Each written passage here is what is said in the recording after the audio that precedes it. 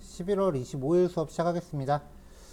우리가 지난주에 마지막으로 살펴봤었던 개념이 이제 배열이라고 하는 개념이었어요. 이 배열이라고 하는 거는 이제 뭔가 이렇게 변수를 만들면서 이 안에 한꺼번에 여러 개의 값을 저장하는 방법이라고 소개해 드렸고요. 소스 코드로 정의하는 방법은 대괄호를 열고 여기에 우리가 저장하고 싶은 값들을 콤마로 이런 식으로 이제 쭉 나열하면 되는 거였죠. 개수 제한은 없고요. 그리고 반드시 숫자만 저장할 수 있는 것도 아니었어요. 여러 가지 종류의 데이터 타입을 다 저장할 수 있었습니다. 이렇게 배열을 만들고 나면은 0부터 시작되는 일련 번호가 이제 자동으로 부여가 되는데 이 일련 번호를 배열의 인덱스라고 부른다고 했었죠. 한편 배열 변수를 통해서 a.length 이런 식으로 .length라고 뒤에 덧붙이면은 이 배열의 원소가 총 몇 개인지를 알아낼 수 있었는데요. 지금 여기 화면에 적어 놓은 건 6개죠. 6이라는 값이 떨어집니다. 배열을 만드는 또 다른 방법은요. const b는 new array 라고 하면서 이제 여기에 또 그 뭔가 값들을 부여하는 거죠. 이런 식으로 부여해도 같은 효과를 얻을 수 있었는데 이 경우는 주의하실 게 new array라고 하면서 숫자 값이 달랑 하나만 들어와요. 이렇게 하면은 이 경우에 한해서는 이게 원소의 값이 아니라 5칸의 빈 공간을 의미하는 거다라고 해서 이 경우만 조금 다르게 구별을 하셔야 됩니다라고 말씀을 드렸었고요. 이런 이유 때문에 평소에 배열을 만들 때는 이제 대괄호를 쓰는 방법을 더 많이 사용을 합니다. 자, 이렇게 해서 이제 배열을 만드는 방법을 봤었고요. 내가 14라고 하는 데이터를 꺼내서 쓰고 싶다라고 하면은 A의 인덱스 번호 갖다가 명시를 하면은 이 14라는 값을 내가 활용을 할 수 있었어요. 이걸 가지고 연산을 하든지 아니면은 출력을 하든지 그거는 일반 변수 사용하듯이 쓰시면 되고요. 마지막으로 배열에서 가장 중요한 포인트가 0부터 시작하고 1씩 증가해요. 그리고 전체 개수보다 작을 때까지 인덱스가 존재해요. 그래서 for let i는 0부터 배열의 길이 i가 a.length 보다 작은 동안 i가 1씩 증가한다 라고 반복문을 구성하면 이 안에서 a의 i번째라고 명시했을 때 반복문에 의해서 배열의 모든 원소들을 하나씩 순서대로 탐색할 수 있다. 이게 배열을 탐색하는 방법 첫 번째였고요. 그 다음에 또 다른 방법은 for. 이때는 콘스트건 렛이건 상관없어요. 어차피 반복 돌 때마다 리셋돼요. const i of a 이렇게 하면은 배열 자체를 이제 여기다 건 거죠. 이렇게 하면 이제 이 i는 인덱스 번호의 역할이 아니라 각각의 항목들을 의미하게 되는 거죠. 여기서는 i. a의 i 번째냐, 그냥 i냐. 왼쪽 반복문에서의 i는 인덱스를 의미하고요. 오른쪽 반복문에서 i는 배열의 각각의 원소들, 즉 아이템을 의미하는 거예요. 그래서 둘 다 i라고 쓰는 경우가 많아요. 두 개의 반복문. 몇 번째 것인지가 중요한 경우는 왼쪽 형태로 사용하시면 되고 몇 번째 항목인지는 중요하지 않은데 그냥 배열의 값만 쓰는 것이 중요하다고 하면은 오른쪽 형태를 쓰시면 됩니다. 반복문과 배열이 결합되면은 그때부터 이제 각종 문제 유형들이 만들어지는데 지난 시간에 가장 기본 유형인 이제 합계 구하는 유형까지만 살펴보고 종료를 했습니다. 자, 그래서 오늘은 이제 지난 시간에 보던 예제 파일들 중에서요, 이제 5번 최대값 구하는 예제부터 문제 유형들을 살펴볼 거예요.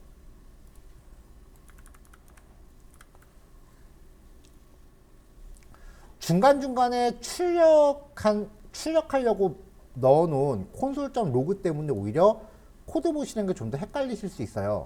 그래서 일단 요거를 없애놓고 살펴볼게요.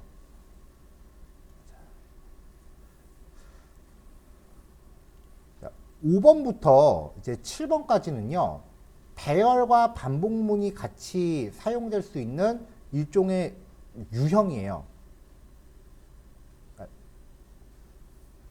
그러니까 풀이하는 과정이 사전에 다 정해져 있는 애들이에요.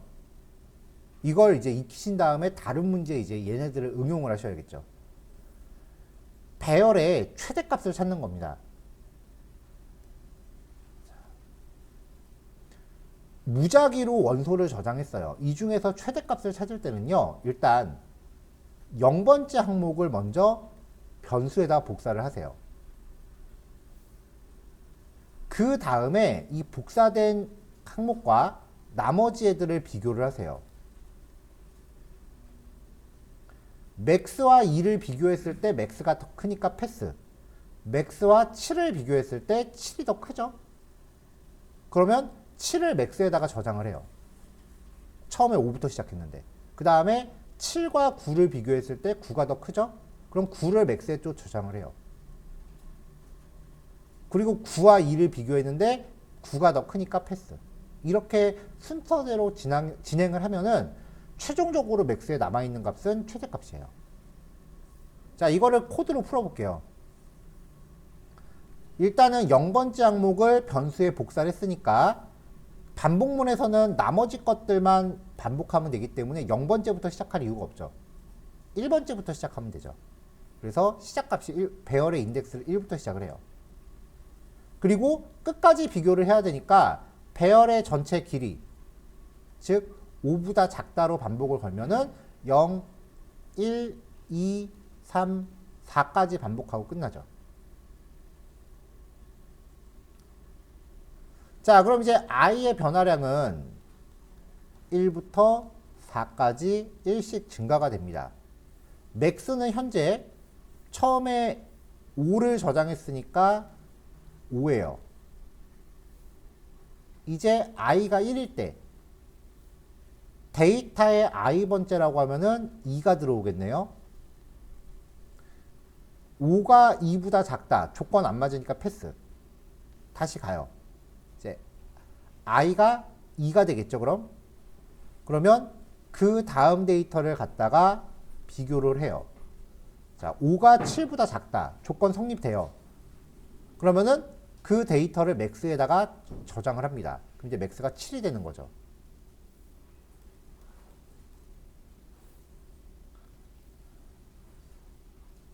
자, 그럼 이제 맥스가 이제 7이 된 상태에서 i가 1 증가를 했어요. 또다시. i가 3이 되면 9를 가지고 비교를 해요. 9가 7보다 크죠? 그럼 조건이 성립이 되니까 다시 i번째를 맥스에 넣어요. 그럼 이제 맥스는 9가 되네요. 자, 9를 가지고 이제 마지막으로 i가 4니까 2를 갖고 와요. 9가 2보다 작다. 말이 안 되죠? 패스. 자, 이렇게 해서 모든 반복을 종료하고 빠져나오면 최대값은 9가 되는 거죠. 자, 이 상태에서 이제 실행하면 최대값 9라고 나오는데 여기서 부등호의 방향만 바꿔주면 최소값을 구합니다. 여기 출력되는 최대값이라는 거는 뭐 굳이 안 고칠게요. 그러면 출력되는 거는 최소값인 2가 되는 거죠.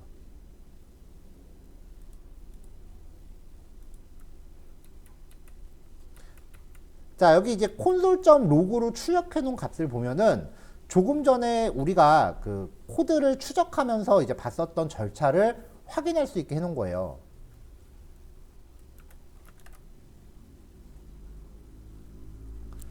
자, 처음에 이제 맥스의 0번째 원소인 5를 복사하고 시작을 하니까 5로 시작하고 i가 1부터 시작하니까 맥스는 5고 i가 1. 그럼 데이터의 1번째는 데이터에서 꺼내오는 거죠.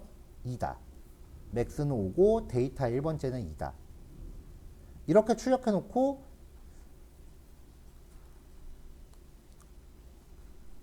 비교식을 비교했더니 성립이 안 되니까 넘어간 거예요.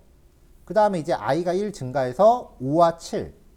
이거는 이 if의 조건이 성립이 되니까 맥스의 7을 복사라고 출력을 해준 거고요. 그 다음에 맥스가 7이 된 거니까 비교. 그 다음 맥스의 9를 복사. 그리고 비교. 이거는 조건 성립 안 되니까 패스한 거죠. 그래서 동작하는 과정을 확인해 보시라고 이렇게 쭉 출력을 해 놓은 건데요. 만약에 이게 더 헷갈리는 것 같다 싶으시면 콘솔.로그를 빼고 확인해 보시면 될 것 같아요. 자, 다음 문제는 배열의 역순 배치입니다. 역순 정렬이 아니고 역순 배치입니다. 배열을 무작위로 1, 5, 2, 4, 3이라고 했는데요. 실행하고 나면 배열이 거꾸로 뒤집히는 거예요. 3, 4, 2, 5, 1로요. 자, 그럼 이제 이거를 역순으로 배치하기 위해서 우리가 어떤 절차를 거쳐야 되는지 또 볼게요. 1, 5, 2, 4, 3이라고 하면은 얘를 역순으로 배치하기 위해서 첫 번째 거랑 제일 마지막 거를 서로 맞바꿔야죠. 그 다음에 그 다음 거랑 끝에서 하나를 또 맞바꿔야죠. 가운데 거는 굳이 처리할 필요가 없죠. 근데 배열의 원소가 짝수일 때를 한번 생각해 볼게요. 1, 5, 2, 4, 3, 7이라고 하면은 한 번, 두 번, 세 번을 맞바꿔야 돼요. 자, 그러니까 배열의 원소가 홀수개일 때와 짝수개일 때, 짝수개일 때는 원소의 수를 그냥 반으로 쪼개버리면 반복을 몇 번 할지가 결정이 되는데, 홀수일 때는 원소의 수를 반으로 쪼개는 걸로는 안 돼요. 반으로 나누면은 2.5가 나오잖아요.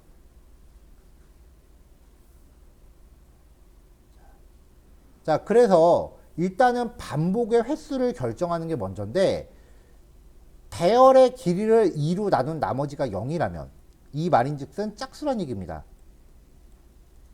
짝수개일 때는 배열의 반복 횟수는 그냥 2로 나누면 됩니다. 밑에서 얘기했죠. 근데 홀수개일 때, 그렇지 않으면 이라는 조건은 홀수개라는 뜻이잖아요. 홀수일 때는 전체 길이에서 1을 빼요. 5개면은 1을 빼고요. 마찬가지로 7개여도 1을 빼요. 그 상태에서 2를 나누면 반복 횟수가 나오죠. 얘 같은 경우는 5 빼기 1에서 2로 나눈 거니까 2가 나오는 거죠.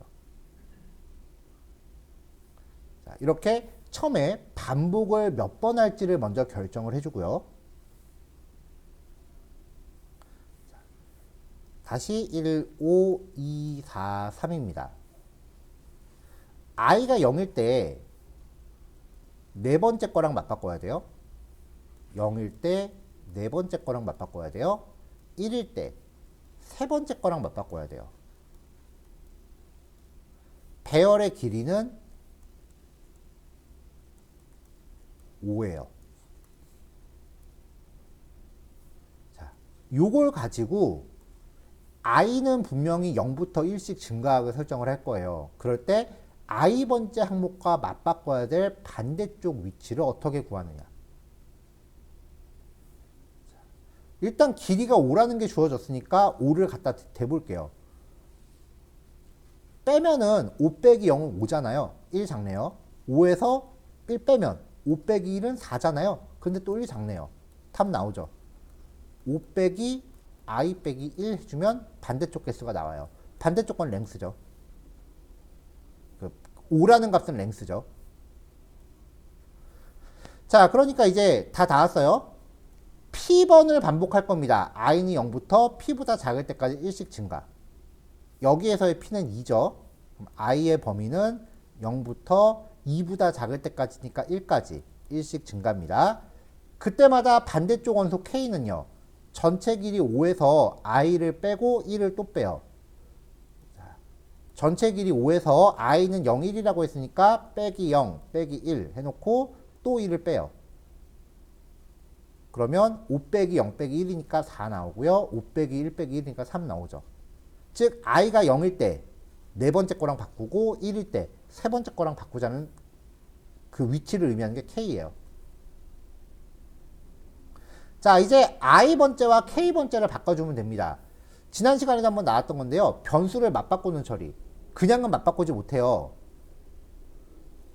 이제 데이터의 i번째와 데이터의 k번째를 맞바꿔줘야 되는데 이거를 그냥 맞바꾸지는 못하니까 새로운 변수를 하나 등장시켜야 돼요. 이 변수는 임시로 쓰는 변수이기 때문에 보통 TMP 내지는 템프라는 이름을 많이 씁니다. 템포럴이 줄여서예요. 두 개의 변수를 맞바꾸기 위해선 첫 번째가요. 하나의 값을 임시 변수에 복사를 해요. 만약에 여기 저장되어 있는 게 1이고 k번째가 3이었다. 그러면 임시 변수에 하나를 복사를 해요. 그럼 여기 저장되는 게 1이 되겠죠? 데이터의 i번째를 tmp에 복사. 그 다음에 다시 다른 변수를 여기다 복사를 해줘요. 그럼 3이 저장되어 있던 걸 여기다 넣어주니까 여기가 3이 되겠죠. 데이터의 k번째를 i에다 복사. 자, 마지막으로 아까 미리 복사해놨었던 이 임시 변수에 있는 1을요. 여기다 넣어줘요. 그럼 얘가 1로 바뀌는 거죠. 결과적으로 두 개가 맞바뀝니다. TMP는 버리는 거예요. TMP에 있는 걸 K에다 넣어라. 이 과정을 I번째와 K번째에 대해서 반복해 주면은 최종적으로 변수가 맞교환됩니다.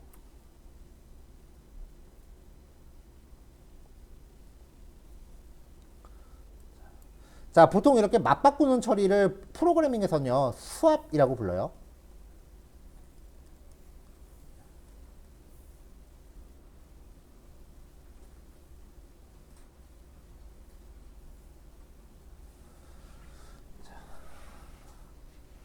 일반적인 프로그래밍 알고리즘 중에 이제 가장 흔하게 만나실 수 있는 게 정렬 알고리즘이에요. 정렬 알고리즘 같은 경우는 기본적으로 한 3가지 정도가 알려져 있다라고 그러는데요. 요즘은 한 5가지 정도 얘기하는 것 같더라고요. 그 중에서 가장 쉬운 방식을 소개해 드릴게요.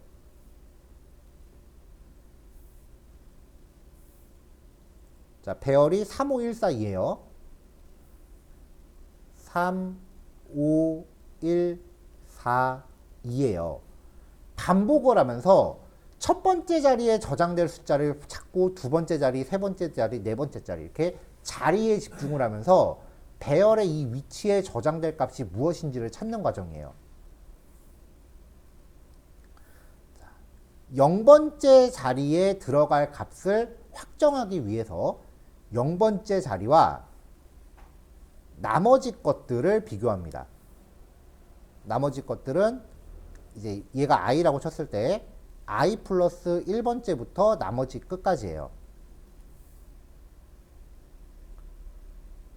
자, 그러면 3하고 5를 비교해요. 3이 더 작으니까 패스.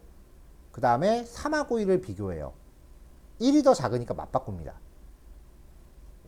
그러면 여기서 1, 5, 3, 4, 2가 되죠. 자, 여기 있던 3이 가운데로 갔다고 해서 여기에 집중하시는 게 아니고요. 지금 우리는 0번째 자리에 들어갈 숫자를 찾는 거예요. 그러니까 자리에 집중하셔야 돼요. 자, 계속해서 나머지랑 비교해야 돼요. 0번째 자리와 다음 거. 1이 더 작으니까 패스. 0번째 자리와 마지막 거. 1이 더 작으니까 패스. 이렇게 해서 0번째 자리에 저장될 값을 1로 확정 짓습니다. 자, 그러면 1, 5, 3, 4, 2가 된 거죠. 이제 두 번째 자리에 저장될 값을 찾습니다. i가 1이 된 거고요. 그 다음에 i 플러스 1부터 나머지를 또 비교하는 거예요. 5하고 3을 비교해요. 3이 더 작으니까 바꿔요. 1, 3, 5, 4, 2가 돼요. 여전히 이 자리에 집중하시는 거예요. 3하고 4를 비교해요. 3이 더 작으니까 패스. 3과 2를 비교해요. 2가 더 작으니까 맞바꿉니다. 1, 2, 5, 4, 3이 되는 거죠. 자, 이렇게 해서 두 번째 자리에 저장될 숫자를 2로 확정지어요. 자, 1, 2, 5, 4, 3이 됐을 때 이제 세 번째 자리에 저장될 값을 찾아요. 5와 4를 비교합니다. 4가 더 작으니까 바꿔요. 1, 2, 4, 5, 3이 되죠. 계속 세 번째 자리에 집중하세요. 4하고 그 다음 걸 비교해요. 3이 더 작으니까 바꿔요. 그러면 1, 2, 3, 5, 4가 되죠. 자, 이제 끝까지 다 왔으니까 세 번째 자리 숫자를 3으로 픽스합니다. 1, 2, 3, 5, 4에서 이제 i가 또 1 증가해서 이제 i는 1, 2, i가 3이 됐어요. 그리고 i 플러스 1번째 것부터 끝까지 비교해요. 5하고 4를 비교하겠죠? 자, 4가 더 작네요. 맞바꿔요. 1, 2, 3, 4, 5가 되죠. 자, 이제 비교 끝났으니까 이 위치의 값을 4로 픽스 짓고요. 마지막 거는 뒤에 비교 대상이 없으니까 비교를 안 합니다. 자, 지금까지 한 이 절차를 코드로 풀이하면요.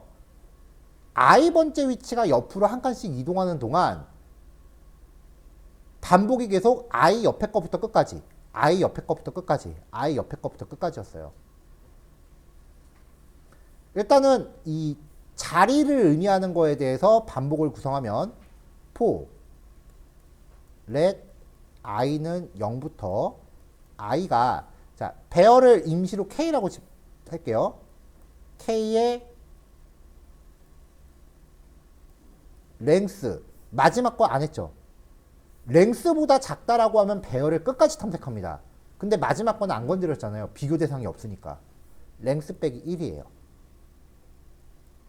i 플러스 플러스. 이제 i번째와 나머지 것들을 비교해야 돼요. 그래서 for let j는 i 다음 거부터 끝까지잖아요. i 플러스 1부터 시작해서요. j는 k.length 까지 j 플러스 플러스입니다. 이렇게 해서 i번째와 j번째를 비교해서 j번째가 더 크다면 맞바꾸는 처리를 구현하시면 돼요. 그냥 이게 알고리즘이에요. 수학 공식이요.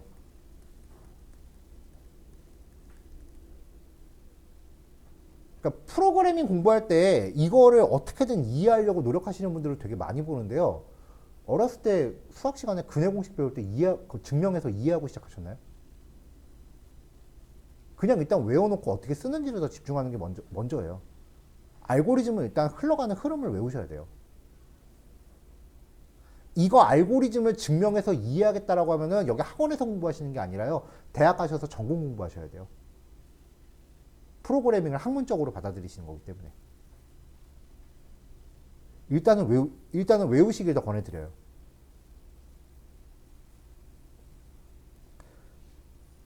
자, 그래서 코드 그대로 구성했습니다. 지금은 정렬하라 그러면 저도 그냥 생각도 안 하고 바로 이렇게 코드 그냥 쭉 외워서 나옵니다. i는 0부터 데이터의 길이보다 1 작은 동안. j는 i 플러스 1부터 길이보다 작을 동안. 그래서 i번째가 j번째보다 크다면 그러면 j번째와 i번째를 맞바꿔라. 만약에 요거를 부등호 방향을 반대로 하면 또 내림차순이 됩니다. 그래서 구성하면은 순서대로 정렬이 되죠. 이거 인터넷 쇼핑몰 좀 많이 가시는 분들은 이 알고리즘 많이 보실 거예요. 높은 가격순, 낮은 가격순. 만약에 백엔드 구현이라고 하면은 정렬 알고리즘을 보통 데이터베이스 통해서 수행을 하는데 프론트엔드는 짤 없습니다. 직접 구현해야 됩니다. 가장 많이 만날 수 있는 알고리즘 세 가지를 선정해서 소개해 드렸습니다. 1교시 여기까지 할게요. 요거 3개 하시고 3시에 뵙도록 하겠습니다. 자, 그럼 다음 내용 넘어갈게요. 네, 요번에 소개해 드릴 내용은요, 이제 2차 배열이라고 하는 주제예요. 기본적으로 1차 배열의 각 원소가 또 다른 배열로 구성된 형태예요. 예를 들어 보면은 콘스트 A는 10, 20 이렇게 들어 있고요. 콘스트 B는 100, 200 이렇게 있다고 했을 때 콘스트 C는 배열의 원소로 A와 B를 갖는 거예요. 그럼 A를 그려보면은 이렇게 해서 10, 20이 들어있는 형태일 거고요. B도 이렇게 하면은 100, 200이 들어있겠죠? 그러면 C를 그리면은 하나의 배열이 있고 이 안에 각각 10, 20, 100, 200 이렇게 들어있는 거죠. 그래서 C의 입장에서 0번째 항목은 A가 돼요. 요거 통째가 되는 거죠. 1번째 항목은 B가 되고요. 그럼 0-0은 10이 되겠죠. 0-1은 20이 될 거고요. 1-0은 100이 될 거고 1-1은 200이 되겠죠.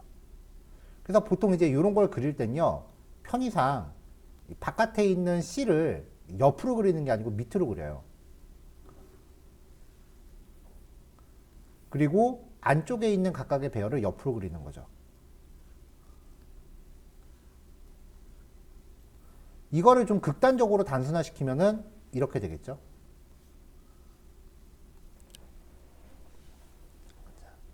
자, 그래서 이 C에 해당하는 배열의 인덱스 0, 1, 0번째, 1번째, 밑에서도 0번째, 1번째죠. 그래서 바깥의 배열이 행을 구성한다라고 이야기를 하고요. 안쪽의 각각의 배열은 0번째, 1번째, 0번째, 1번째가 되죠. 0, 1, 0, 1. 여기를 열을 구성한다라고 이야기를 해요. 그래서 0,0, 0,1, 1,0, 1,1 이렇게 됩니다. 마지막으로 C 안에 A와 B가 들어있으니까 이거를 그냥 한 번에 코딩을 하면 밑에 있는 이런 식으로 표현이 되는 거죠. 그래서 10, 20, 100, 200 이런 형태를 2차 배열이라고 해요.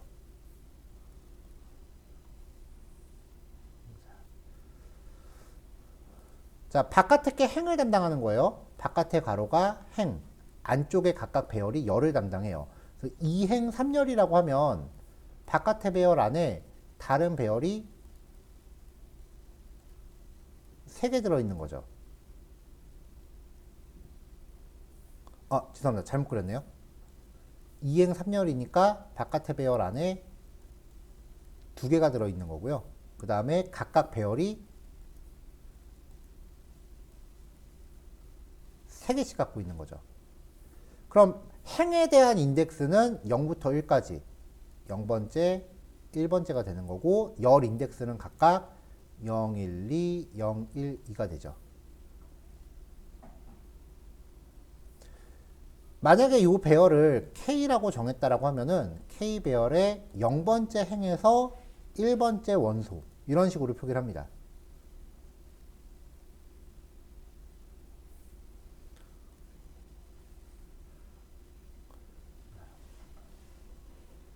자, 2차 배열의 아까 K라고 했었죠. 2차 배열 이름점 length 라고 표기하면 행의 크기를 알 수 있고요.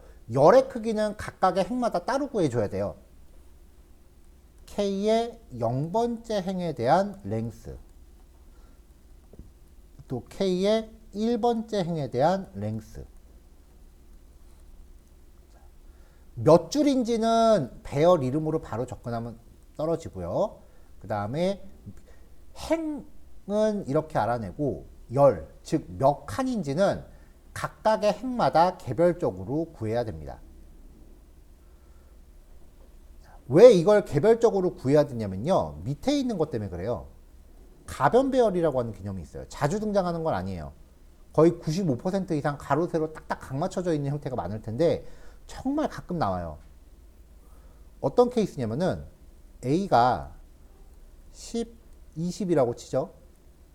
B는 100, 200, 300이라고 쳐요. C는 1000이라고 쳐요. D라고 하는 배열을 만드는데 D의 원소가 A, B, C가 되는 거예요. 그러면 이거는 가로 세로가 딱 맞는 게 아니잖아요. 자, 이렇게 정해져 있다고 하면은 10, 20, 100, 200, 300인데 30이라고 적었네요. 300, 여기 1000. 배열의 길이가 이렇게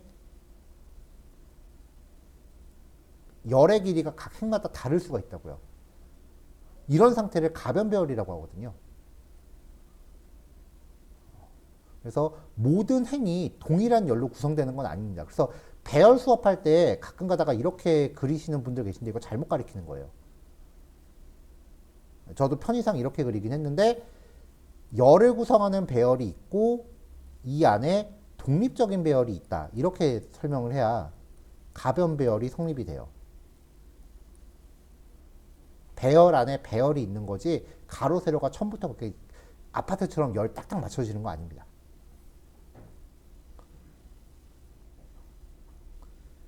자, 2차 배열인 경우에 얘도 반복문으로 탐색을 하는데요. 2차니까 당연히 반복문도 이중으로 겹쳐집니다. 2차 배열의 모든 원소를 스캔하려면은 이제 중첩 반복문을 써야 되고요. 부모 반복문은 행에 관여하고 자식 반복문은 열에 관여합니다. 요 코드 패턴을 이제 실습 예제를 통해서 확인하시면 될 거예요. 그리고 이따 실습하실 때 여기 연습 문제 쭉 있거든요. 연습 문제도 실습 시간 중에 같이 풀이해 보시면 되겠습니다. 문제가 좀 많아요. 배열이 중요도가 좀 높은 단원이라서 문제를 좀 많이 준비했어요. 많죠. 자, 예제 빨리 보고요. 실습 및 연습 문제 해보시고 그 다음에 다음 교시에 풀이할게요. 자, 2차 배열이요. 자, A는 1, 2를 담고 있고 B는 4, 5, 6, 7을 갖고 있을 때 my ARR1에다가 A와 B를 넣어라 라고 해서 결과 출력해 보면은 이렇게 나오죠. 이런 형태가 가변 배열이에요. 이런 거를 이제 한 번에 코딩하려면 괄호 열고 안쪽에다가 배열을 하나씩 넣어주는 거죠. 실제로는 이런 식으로 코딩을 더 많이 합니다. 자, 이렇게 출력했을 때 myARR2의 0번째 항목은 이게 통째가 되는 거죠. 1번째 항목은 또 다른 배열 하나가 통째로 되는 거고요. 자, 그러니까 이제 이 상태에서 각각의 개별 원소에 접근할 때는 0번째 행에서 0번째 열, 즉 0번째 항목에서 0번째 거 이런 식으로 접근이 되는 거죠. 각각 개별 원소 접근이요. 지금 여기 보시면 저도 이게 습관이 좀 옛날에 만들어진 습관이라서 계속 저도 모르게 바를 쓰거든요. 근데 바 말고 그냥 렛을 쓰시는 게 더 좋다는 얘기 여러 번 강조해 드렸어요. 바는 워낙 옛날 그 스타일이기 때문에 안 쓰시는 게 좋아요.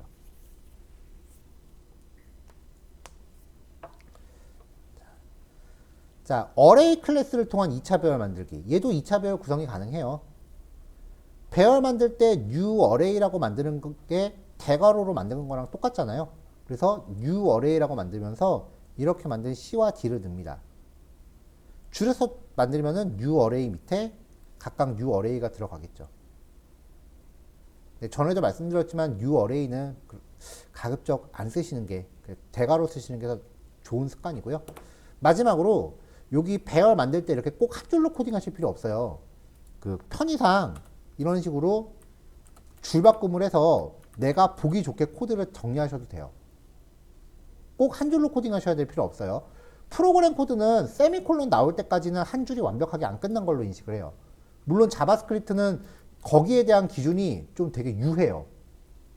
그러니까 원래 정석으로 하면은 한 줄 끝날 때 세미콜론을 찍는 게 정석인데 안 찍어도 에러를 안 쳐요. 이런 경우는 완벽하게 한 줄이 끝나야 되는데 세미콜론을 찍는 경우는 줄바꿈은 단순히 내가 코드를 이쁘게 정렬하기 위한 기능이지 프로그램 실행에 영향이 없습니다. 그래서 웬만하면 저는 세미콜론을 찍으세요라고 많이 말씀드리는 편인데 이거는 뭐 각자 판단 기준이 좀 다를 수도 있겠더라고요. 자, 그러면 이제 다음이요. 2차 배열 탐색입니다. 자, myARR이 이렇게 2차 배열로 구성이 됐어요. 그러면 2차 배열을 탐색할 때는 자, 일단 우리한테 익숙한 1차 배열 탐색으로 가볼까요? myARR의 length라고 하면은 요 괄호 안에 있는 원소의 수예요. 2개죠. 그래서 2보다 작은 동안 i는 0부터 1까지 1씩 증가. 그럼 0번째 행, myARR의 0번째. 그럼 요 한 세트가 나올 거고요. 1번째 행이면은 myARR의 1번째니까 요 한 세트가 출력이 될 거예요. 요렇게요. 자, 이 상태에서 이제 여기에 반복을 하나 더 넣는 거죠. myARR의 i번째가 i가 0일 때 이거라고 했으니까 이걸 가지고 다시 반복을 돌리는 거예요. myARR 0번째의 길이 3이잖아요. 그럼 3보다 작은 동안 myARR의 0번째의 j가 0부터 2까지 1씩 증가죠. 그러면 0번째 행에 0, 1, 2가 되는 거니까 0, 1, 2. 자, 요거 끝나고 나서 다시 돌아가서 i가 1 증가하면 얘를 가지고 하겠죠. 그래서 myARR의 1번째 마찬가지로 길이 3이니까 1에 대해서 0, 1, 2를 또 수행하겠죠. 자, 이렇게 해서 이제 실행하면은 각 배열별로 개별 원소들 쭉 확인할 수 있습니다. 저는 이걸 스캔한다라고 표현하는데요. 보통은 이걸 배열을 탐색한다라고 더 많이 이야기를 해요. 자, 포 5부문으로 한번 탐색해보죠. myARR2를 여기다 바로 걸면은 아이템은 반복 회차마다 요거 하나씩이 될 거예요. 배열의 원소가 들어가는 거니까요. 자, 그래서 요걸 놓고서 실행을 하면 자, 출력되는 아이템이 요게 되는 거죠. 그럼 이제 아이템을 가지고 또 반복을 걸어요.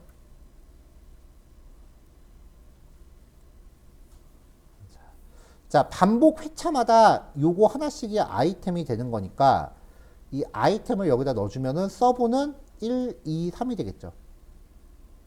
다음 회차에서 또 아이템이 얘가 될 거죠. 그러면 4, 5, 6이 될 거고요.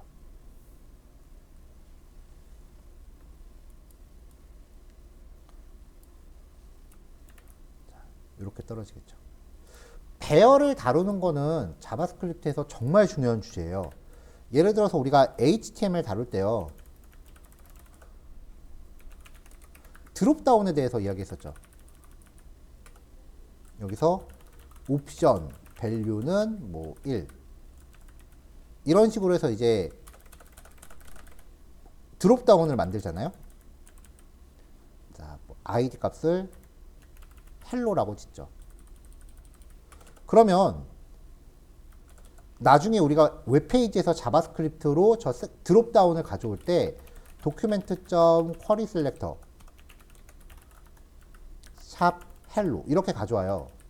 얘가 드롭다운 자체라고요. 드롭다운 자체예요. 요 자체. 그러면 얘는 배열이에요.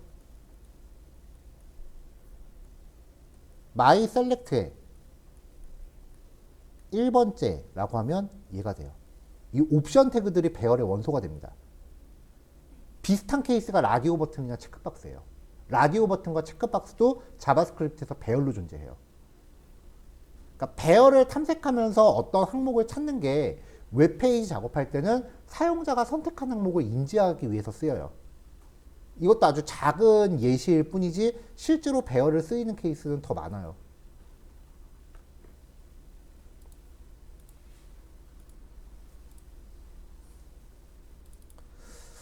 자, 가변 배열입니다.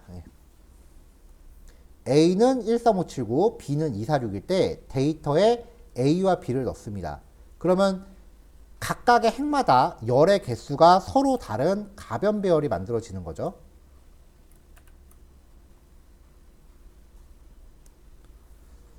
자, 이렇게 만들어진 가변 배열을 놓고 탐색을 해요. 그러면 데이터의 랭스, 지금 데이터의 길이는 2잖아요. 2보다 작은 동안 반복을 합니다. i는 0부터 1까지 1씩 증가가 되겠죠.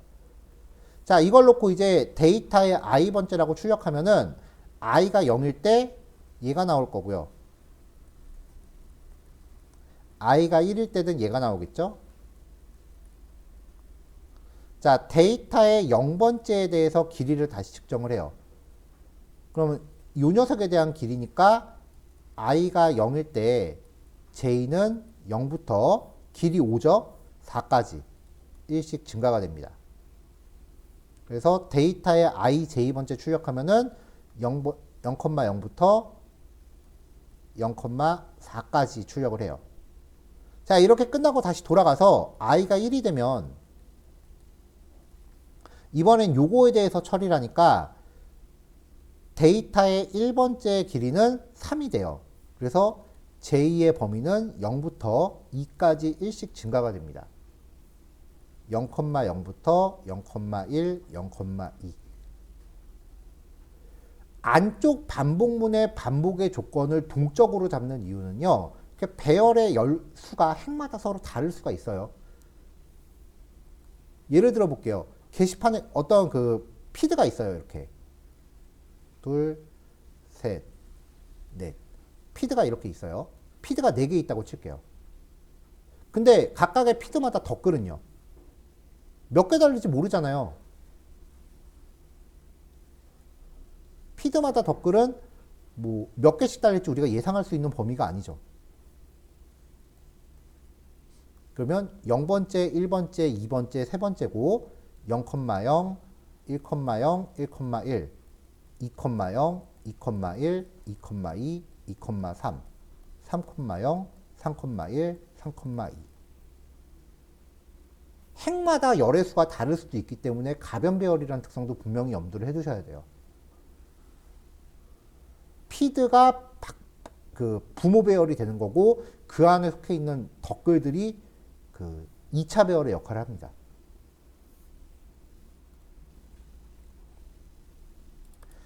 자, 이제 배열에 대해서 소개해 드릴 때 제일 처음 제시해 드렸던 이 성적표가 있습니다. 이 성적표 내용을 제가 이렇게 배열로 표현을 했어요.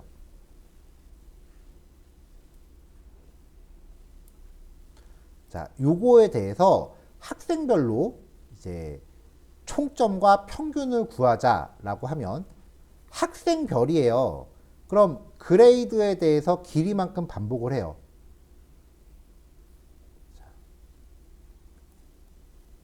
그레이드 점 랭스만큼 반복을 하면 이게 i를 담당하겠죠. 그러면 이 i가 의미하는 거는 학생 개인이에요.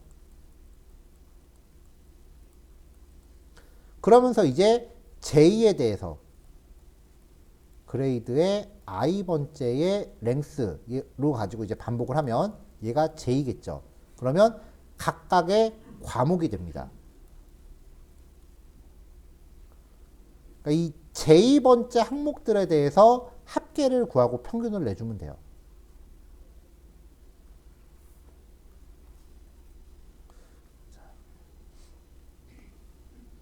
자, 코드를 좀 분할을 좀 할게요. 일단 배열을 정의했고요.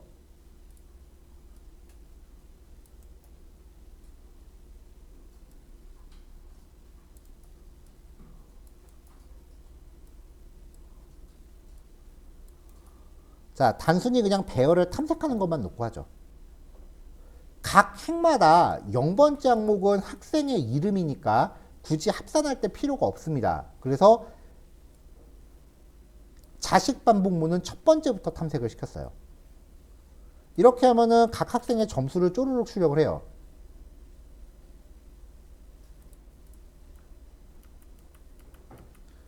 자, 일단 배열을 탐색했다라는 거 확인했고요.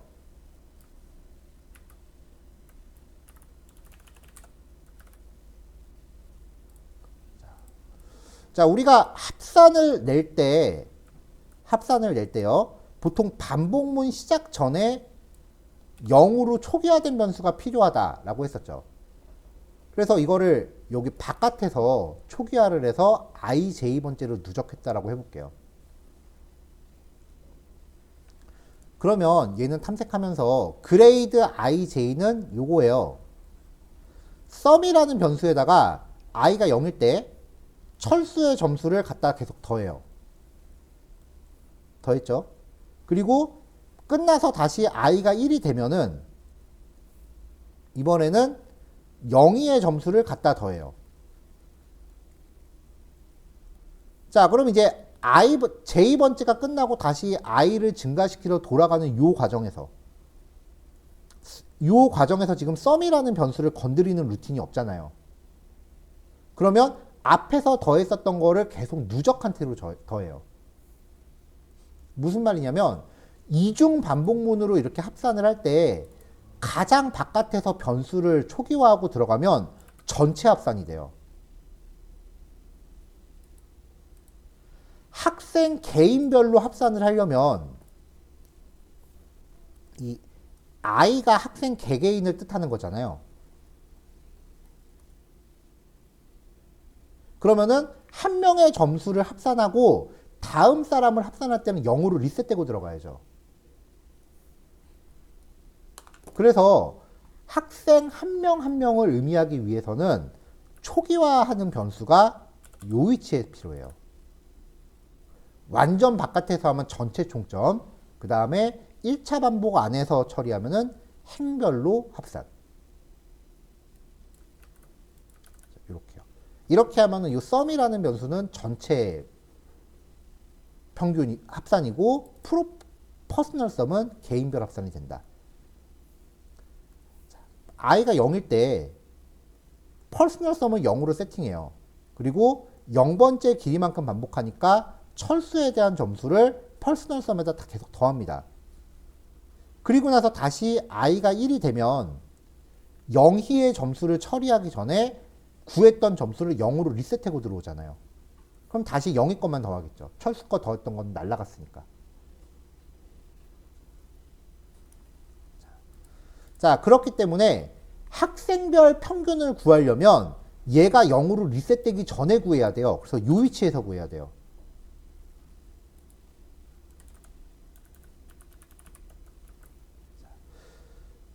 배열의 전체 길이로 평균을 내면은 이름의 개수까지 포함됩니다. 근데 이름은 지금 평균 낼 때 빠져야 되죠. 그래서 퍼스널 avg는 퍼스널 sum 나누기 i번째 길이 빼기 1이 돼요. 이름은 빼야 되니까. 자, 이렇게 해서 실행하면은 학생별 평균, 총점과 평균 구하고 모든 학생 총점을 구하게 되겠죠.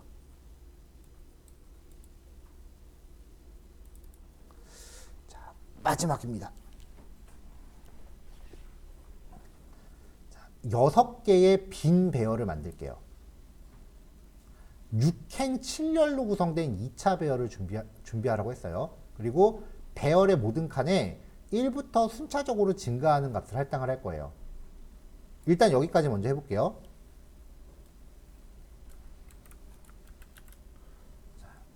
일단 6개의 빈칸의 배열을 만들어요. new array라고 하면서 숫자값 하나만 들어가면 이게 칸수를 의미한다 그랬죠. 그럼 6개의 빈칸의 배열을 만듭니다.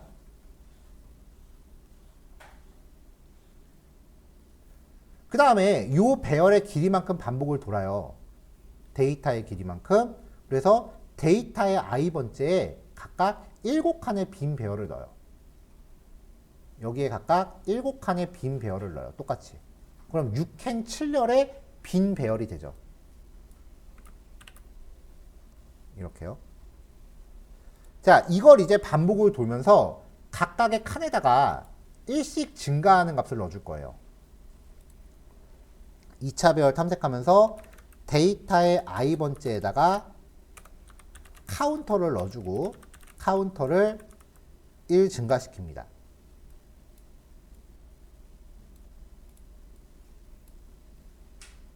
자, 이렇게 해서 출력하면 처음에 출력했을 땐 빈 거였고요. 두 번째 출력할 때는 죄송합니다. 데이터 ij죠.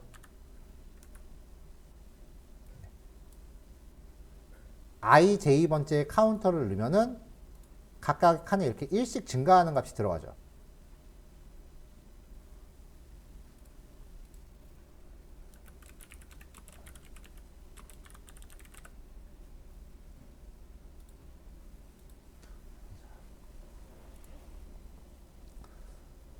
자, 일단은 요 라인을 좀 줄여볼게요. 어떤 값을 다른 변수에 대입을 한 다음에 증가를 시킬 때는 이렇게 하시면 돼요.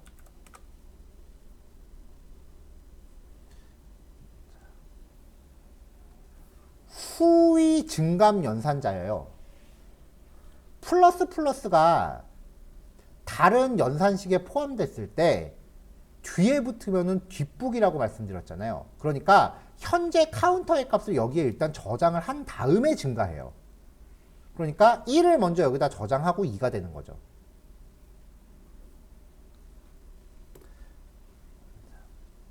그래서 이렇게 하면은 데이터를 출력했을 때 1, 2, 3, 4, 5, 6, 7 이렇게 순서대로 들어가는데 만약에 얘가 플러스가 앞에 있다.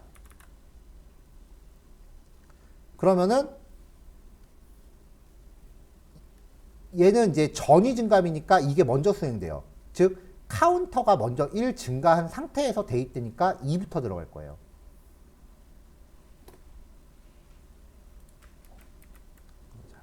자, 이렇게 된 상태에서요. 조건이 붙어요.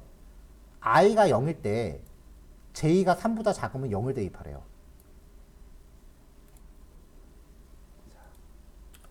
만약에 i가 0일 때 j가 3보다 작다면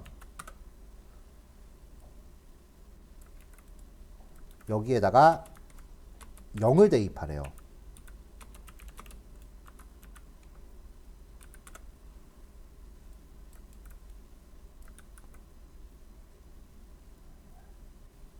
그리고 카운터가 30보다 크다면 거기에도 0을 넣으래요. 그러니까 요 조건이 충족되거나 혹은 카운터가 30보다 크다면 AND가 5어보다 우선하기 때문에 얘네를 먼저 처리해요.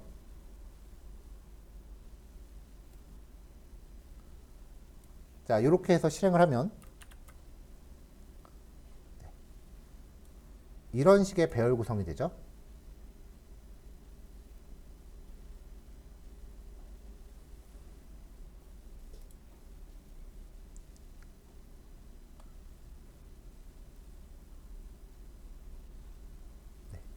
이거 이번 달 달력입니다. 왜 이렇게 깜빡거리지? 빔 프로젝트는 깜빡거리지 않네요. 지금 제 화면에서는 얘가 되게 깜빡거리고 있거든요. 모든 달력은요, 최대 6행을 넘지 않습니다.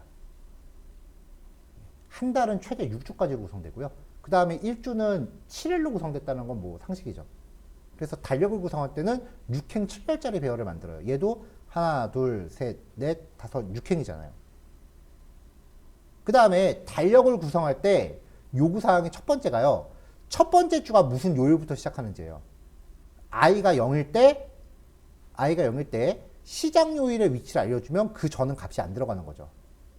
그리고 증가값이 최대 며칠까지 있는지 요걸 결정해주면 달력을 만들 수 있어요. 한번 해볼까요? 자, 행렬로 구성되는 HTML 태그, 가장 만만한 게 테이블이죠. HTML 테이블 태그를 구성하는 문자를 만들게요. 자, 테이블로 시작하고요. 마지막에 테이블로 끝나면 되죠. 그 다음에 바깥에 반복문이 행을 담당한다고 했으니까 테이블에서 행은 tr이잖아요.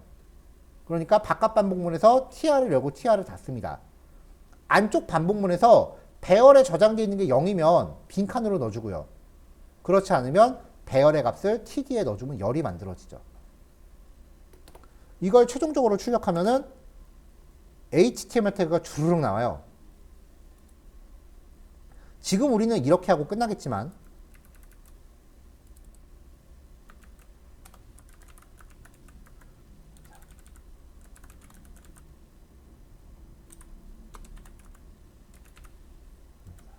이걸 나중에 우리는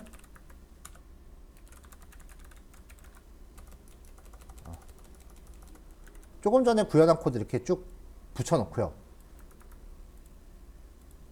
그 다음에 마지막에 칼이라는 아이디를 갖는 요소에다가 요소의 이 안에다가 우리가 만든 str을 넣어줘라 라고 코드를 넣어주면 지금 CSS는 전혀 아무것도 없으니까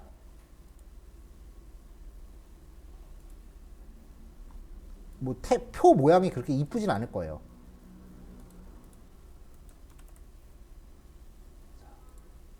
아, 요거만 나왔네요. 위에 코드 다 들어가야 되죠, 참.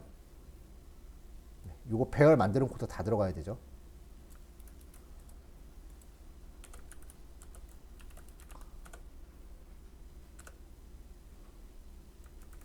자, 이렇게 해서 마지막에 str이라는 문자를 출력하는 코드만 넣어놨어요. 네, 그러면 실행했을 때 이렇게 나옵니다.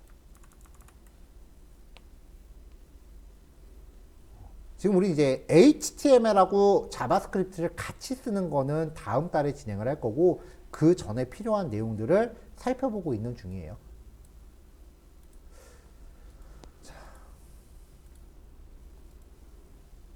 자, 일단 여기까지 실습 일단 4시까지 하시면 되고요. 잠깐 쉬었다가 4시에 이어서 시작을 할 건데 다음 교시 이거 연습 문제를 해야 되는데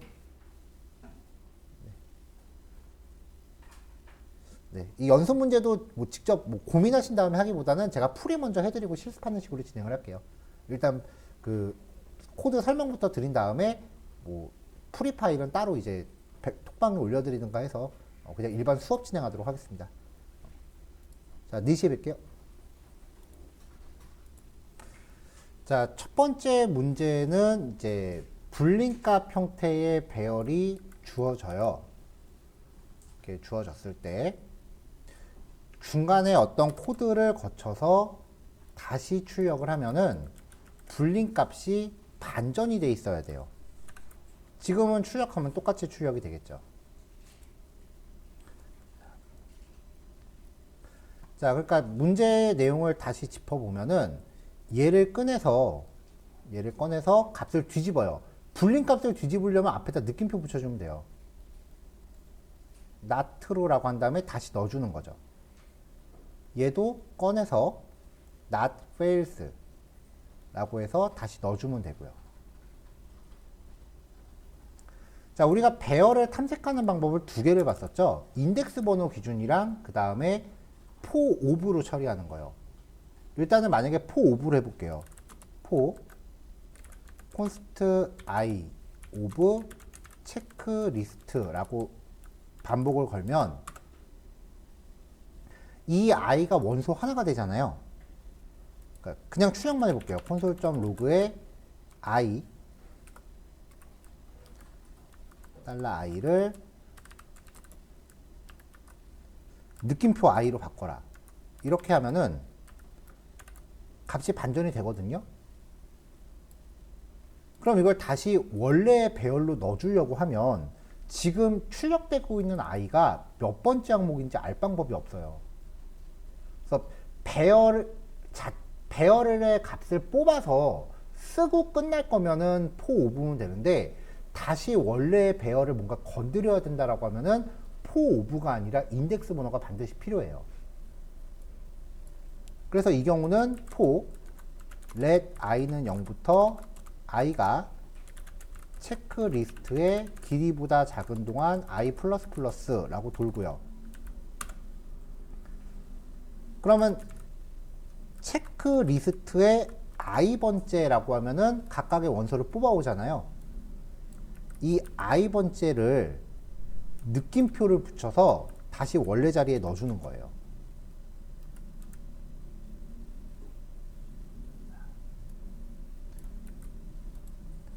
자, true를 false로, false를 true로 저장하는 거고요. 불린 값을 반전하려면 not 연산자, 느낌표를 쓰시면 되는 거죠. 이 처리를 거치면 쭉 이렇게 배열 값이 반전이 됩니다.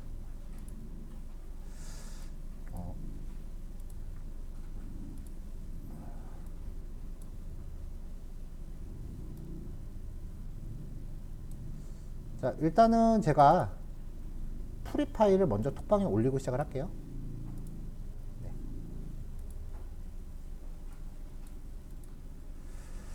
자, 두 번째 문제 갈게요. 자, 이렇게 주어진 표가 어떤 학생의 과목별 점수래요. 자, 이 점수표를 그레이드라는 이름의 1차원 배열로 구성하고가 첫 번째예요. 그러면 문제 요구사항대로 일단 배열부터 구합니다.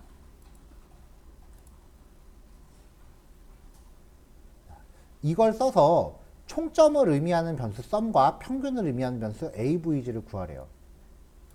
일단 총점이니까 합계죠. 총점을 구하려면은 반복문 시작 전에 일단 변수를 0으로 세팅하고 들어가면 되고요.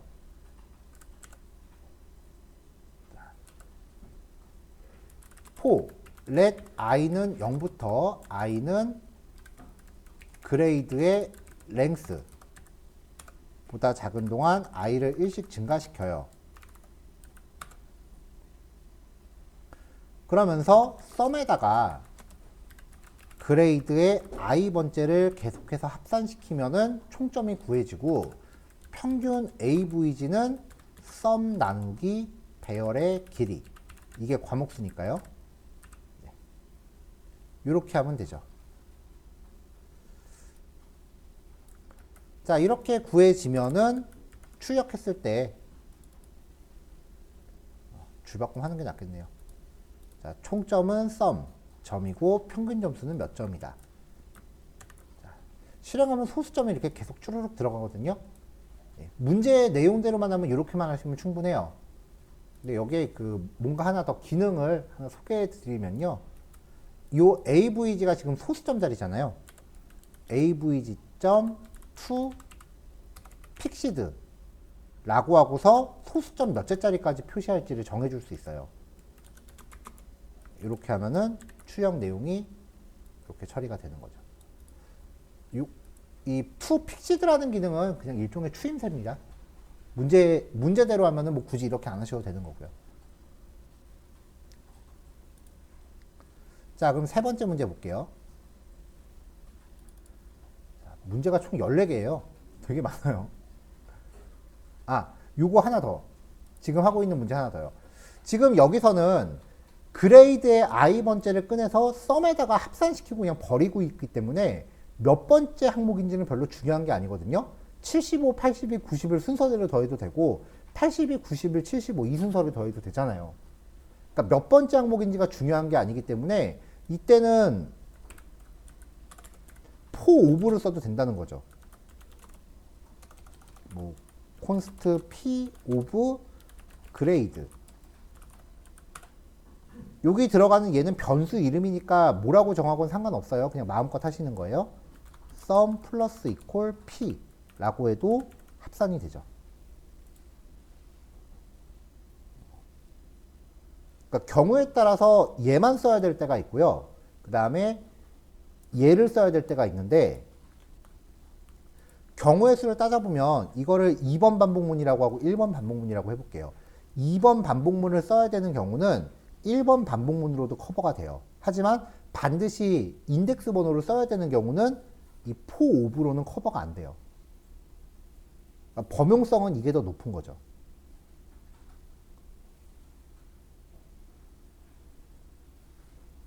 하지만 단순히 탐색 속도로만 놓고 보면 이게 더 빠르다라고 해요.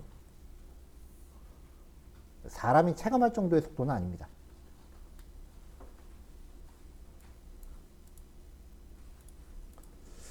자, 문제 4번이에요. 어떤 사람이 쇼핑몰 장바구니에 담은 상품 내역이래요. 이렇게요. 3번 문제를 아는요. 3번부터 하죠. 자, 어떤 학생이 일요일부터 토요일까지 일주일간 아르바이트를 한 시간이래요. 자, 이 학생의 시급이 원래 4,500원이었는데 목요일부터 5,200원으로 올랐대요. 요만큼은 4,500원이었는데 이만큼은 5,200원으로 올랐대요. 그러면 일주일간의 총 급여를 구하라는 거죠.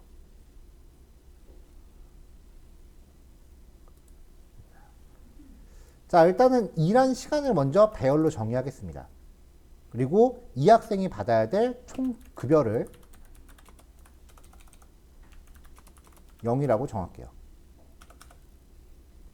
자, 지금 이것도 보면은 이걸 배열로 정했을 때 딱 여기를 기준으로 4,500이냐 5,200이냐예요. 0, 1, 2, 3, 4라고 했을 때 3보다 작거나 같다 내지는 4보다 작다. 요걸 기준으로 4,500을 할 거냐 5,200을 할 거냐죠. 그러니까 몇 번째 위치이냐가 중요하기 때문에 for of로는 커버가 안 돼요. 자, for let i는 0부터 i는 타임점 length보다 작은 동안 i 플러스 플러스. 자, 그럼 이제 첫 번째 풀입니다. if i가 4보다 작다면 money는 타임의 i번째 곱하기 4,500을 해서 더해주고요. 그렇지 않다면 money는 타임의 i번째에다가 5,200을 해주면 되겠죠. 그러면 이 학생의 일주일간의 전체 급여는 money 1이다 라고 구해집니다. 자, 가장 기본적인 형태인데요. 지금 이 코드에서 보면은 다 똑같이 가는데 4,500이냐 5,200이냐의 차이예요. 그러니까 여기만 변화를 주는 거지 굳이 연산식을 이렇게 여러 번 쓸 필요는 없는 거죠. 그래서 이 코드를 약간 다르게 표현해 보면, 자, let x는 0이라고 치고요. 이 x가 시급이에요. if i가 4보다 작다면 x는 4,500. 그렇지 않다면 x는 5,200. 이라고 변수를 만들어주면 money는 타임의 i번째 곱하기 x라고 해줘도 같은 결과죠. 똑같은 말을 다르게 한번 푼 거예요. 생각하기에 따라서는 이게 더 간단한 거 아니야 라고 생각하실 수도 있어요.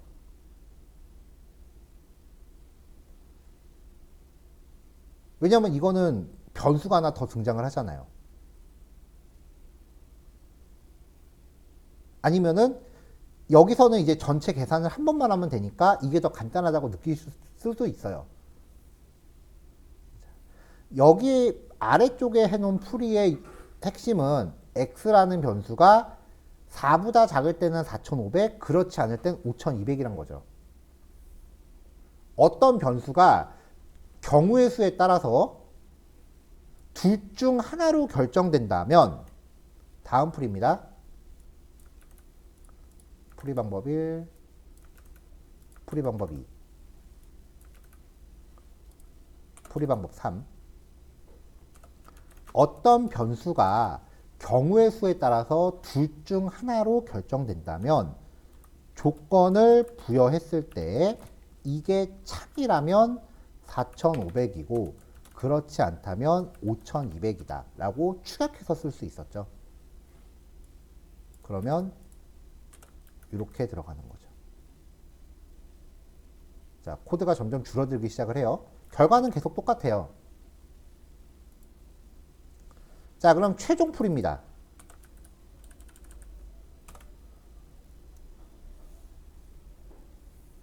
이만큼의 수식이 x죠. x는 여기도 있네요. 결과적으로 이만큼의 수식이 얘인 거죠. 그러니까 굳이 변수 만드는 과정을 한번 생략하자고요. 아까 우리가 1번이 더 쉽다고 느끼시는 경우는 x를 굳이 안 만들어도 되기 때문에 그런 걸 수도 있다. 제가 그렇게 얘기했잖아요.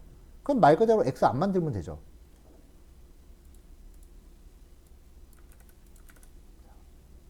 요게 지금 x인 거니까 여기다가 괄호 하나 넣어주고 바로 툭 치면 되죠.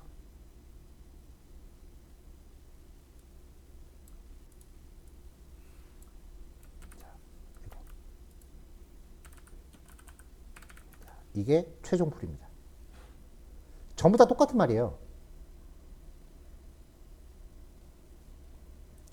여기서 더 뭐가 좋습니까? 라고 말씀드리면은 사실 제 개인적인 의사로는 내가 알아보기 좋은 코드가 제일 좋아요.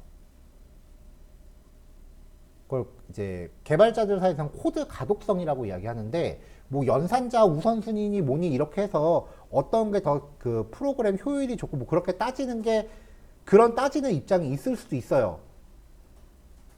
사실 진짜 FM대로만 하면 그 말이 맞기는 해요. 뭐가 더 효율성이 좋냐 뭐 그렇게 따지는데 사실 그만큼의 효율성이 사람이 그렇게 체감할 정도의 효율성은 아니에요. 0.0001초의 차이지. 그러니까 우리가 프로그래밍을 한 지 막 몇 년이 된 거다라고 하면은 그런 걸 좀 따질 만한 그 경험치가 쌓이겠지만 지금 우리는 막 시작한 거잖아요. 그러니까 내가 눈으로 봤을 때 이해하기 좋은 코드를 선택을 하세요. 그럼 대부분 1번이나 2번 중에 나오실 거예요. 그나마 하나 덧붙인다면 똑같은 코드가 여러 번 반복되는 거는 좋은 코드는 아니에요. 프로그램 코드는 한 번 작성한 코드를 여러 번 재탕할 수 있는 방식으로 구성하시는 게 그나마 좋아요. 지금 목표는 그거 하나만 잡으셔도 돼요. 코드의 재사용. 그럼 계산식을 재사용한다라는 취지로 보면은 여기서는 제 생각엔 2번 풀이 방법 정도 선택하셨다라고 하면은 훌륭해요. 이거를 3학년 산자까지 쓰고 막 이렇게 축약해서 한다 그러면 보면 되게 있어 보이는 코드긴 해요. 되게 간단하게 코딩하니까 좀 되게 있어 보이는데 사실 이거 그냥 제 개인적인 느낌으로 그렇게 좋은 코드라고 말하기는 힘들어요. 자, 4번 문제 넘어갈게요. 자, 어떤 사람은 쇼핑몰 장바구니에 담은 상품 내역이래요. 자, 이 상태에서 상품의 가격을 원소로 갖는 1차 배열 프라이스. 그러니까 요것만 1차 배열로 담고요. 그리고 상품의 수량을 원소로 갖는 1차 배열 QTY. 요만큼만 또 배열로 잡으래요. 그래서 총 결제 금액을 구하랍니다. 총 결제 금액 변수 이름은 머니로 하래요.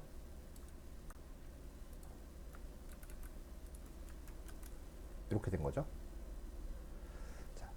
두 개의 배열을 믹스해서 뭔가 결과값을 뽑아내라 라고 할 때는요, 여기서도 이제 암묵적인 전제가 하나 들어가야 돼요. 두 배열의 길이가 똑같아야 돼요. 그래서 인덱스가 같은 애들끼리 짝을 지을 수 있어야 돼요. 안 그러면은 문제가 되게 복잡해지거나 일반적인 케이스가 아니에요. 거의 대부분의 경우는 이렇게 인덱스가 같은 애들끼리 뭔가 짝을 지으면 돼요. 두 배열의 길이가 똑같고 인덱스가 똑같기 때문에 반복은 둘 중에 아무거나 하나 자꾸 걸어도 됩니다. 프라이스의 i번째는 QTY의 i번째와 대응되니까요.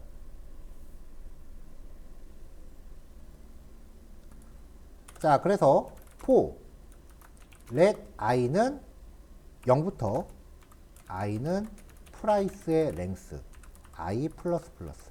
이것도 for of 쓰면 안 돼요. 왜냐면 프라이스에서 만약에 17,900원을 뽑았으면 QTY에서도 거기에 대응되는 똑같은 애를 뽑아야 되는데 인덱스 번호가 없으면 몇 번째 거인지 알지를 못하니까 짝짓지를 못해요. 단가 곱하기 수량이죠. 프라이스의 i번째 곱하기 QTY의 i번째입니다. 이거를 총 결제 금액에다가 합산하면 되죠. 이렇게 구하면 전체 결제 금액 머니를 구할 수 있어요. 자, 요 장바구니 캡처를 몇 개 응용하거든요. 자, 상품 금액, 판매가 곱하기 수량이 가장 비싼 항목은 얼마인지. 그러니까 단가 곱하기 수량에 대해서 최대값을 구하라는 거예요. 자, 여기서 바로 응용해 볼게요. 최대값을 구할 때는 일단 0번째 거를 복사해서 넣으라고 말씀드렸죠. 근데 여기서 구하는 거는 프라이스의 최대값이 아니라 프라이스 곱하기 QTY의 최대값이니까 일단 처음에 복사해야 되는 값도 단가 곱하기 수량으로 구하셔야죠. 그래서 1번째부터 반복 돌면서 일단 0번째 복사했으니까 또 비교할 필요 없잖아요. 1번째부터 얘랑 비교하면서 가격이 더 커지면은 머니에다 넣으면 돼요. 콘스트 썸은 반복문 안에서는 상수를 선언하건 변수를 선언하건 매 반복 회차마다 리셋됩니다. 자, 썸은 프라이스의 i번째 곱하기 QTY의 i번째. 이게 머니보다 크다면 머니를 썸으로 대체하면 돼요. 이렇게 되겠죠. 그래서 가장 높은 상품 금액 얼마다.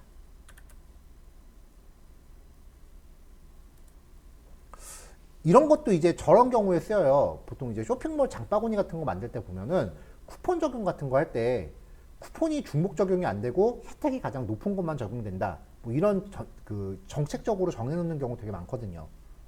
그래서 중복 적용 같은 걸 안 하고 가장 높은 상품에만 쿠폰이 1회 적용됩니다. 뭐 이런 식으로 전제를 걸 때 가장 높은 금액을 구해야 되니까요.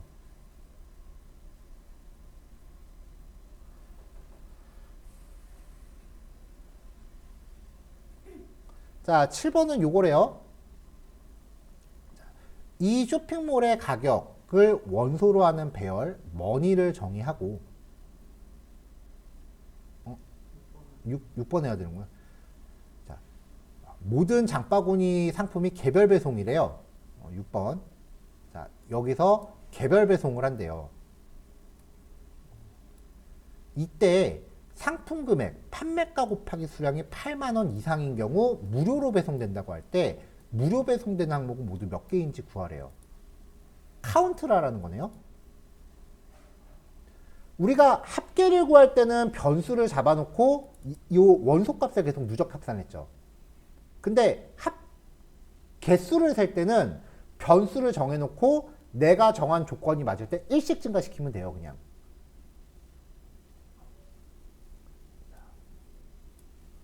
자, 그러니까 이제 장바구니 이렇게 놓고요. 수량을 저장할 변수를 0으로 초기화합니다. 마찬가지로 i번째에 대한 금액을 구하는데 요 금액이 8만원 이상이라 그랬어요. 8만원보다 크거나 같다 라고 하면은 카운트를 1 증가시키면 돼요.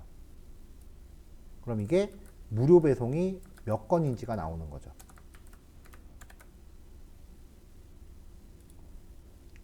자, 코딩하면서 이상, 이하, 미만, 초과 특히 구별 잘 하셔야 되는 게 보통 전에도 제가 말씀드렸는데 일상생활에서 이상이라고 했는데 그냥 요거를 이상이라고 해석해 버리시는 경우가 가끔 있어요. 이거를 이렇게 하면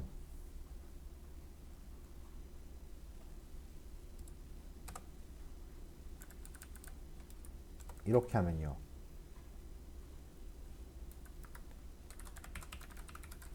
썸을 출력해 볼게요.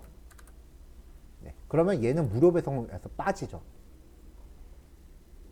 그럼 고객 입장에서는 배송비가 5,000원이라고 배송비가 5,000원이라고 했을 때 요거 두 개 무료 배송이니까 10,000원을 절약할 수 있어야 되는데 얘가 빠져버리면은 5,000원 더 내는 꼴이 돼요.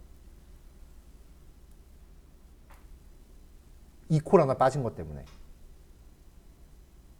그럼 이제 고객센터 불나겠죠, 이제. 전화통에 불나겠죠. 이상, 이하, 미만, 초과는 확실히 구별하셔야 돼요. 결과가 달라져요. 이게 별거 아닌 것 같은데 이것 때문에 버그 나는 경우가 상당히 많아요.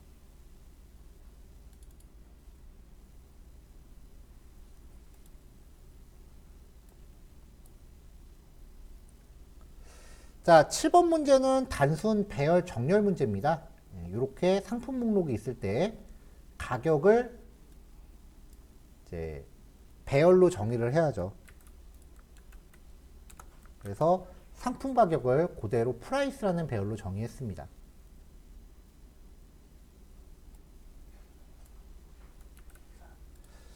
자, 일단은 이렇게 머니를 출력하라고 했네요. 예, 문제지에서는 머니를 출력하세요라고 했는데 그 아까 제가 배포해드린 PDF 답지에서는 여기 프라이스라고 돼 있어요. 자, 일단 이렇게 상품 가격을 출력을 했어요. 이거를 이제 그 낮은 가격순 버튼이 눌러졌을 때 어떻게 해야 되는가? 낮은 가격순. 자, 우리가 아까 얘기했었던 공식을 다시 한번 짚어보면은 부모 반복문은 i가 0부터 길이 빼기 1보다 작은 동안, 자식 반복문은 j가 i 플러스 1부터 길이보다 작은 동안. 이 반복문의 구성을 공식처럼 기억하세요. for let i는 0부터 i가 머니의 랭스보다 작은 동안 에서 1 빼야 되죠. i 플러스 플러스. 자식 반복문은 j는 i 플러스 1부터 j가 머니의 랭스보다 작은 동안 j 플러스 플러스. 이렇게 해놓고 if 머니의 i번째가 머니의 j번째보다 크다면 맞바꿉니다. 머니의 i번째 그리고 머니의 i번째에다가 머니의 j번째를 넣어주고 다시 머니의 j번째는 tmp를 넣어주고 요 부등호 방향만 바뀌면은 오름차순 내림차순이 나온다고 했어요. 자, 그러면 순서대로 낮은 가격순으로 정렬이 되죠. 부등호 방향이 왼쪽인지 오른쪽인지는 뭐 굳이 기억 안 하셔도 돼요. 이거는 이렇게 했는데 결과가 다르네? 그럼 그때 가서 바꾸시면 돼요. 근데 요거 자체는 하나의 공식이니까 가급적 기억해 놓으시면 오래 쓰실 거예요. 자, 총 14문제고요. 여기까지 해서 7번까지 봤습니다. 이번 교시에 요거 실습해 보시고 나머지 문제 마지막 교시에 풀게요.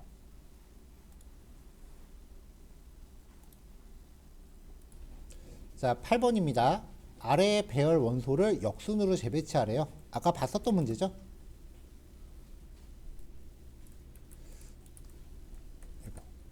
자, 원본 배열이 있어요. 이걸 역순으로 재배치해야 돼요.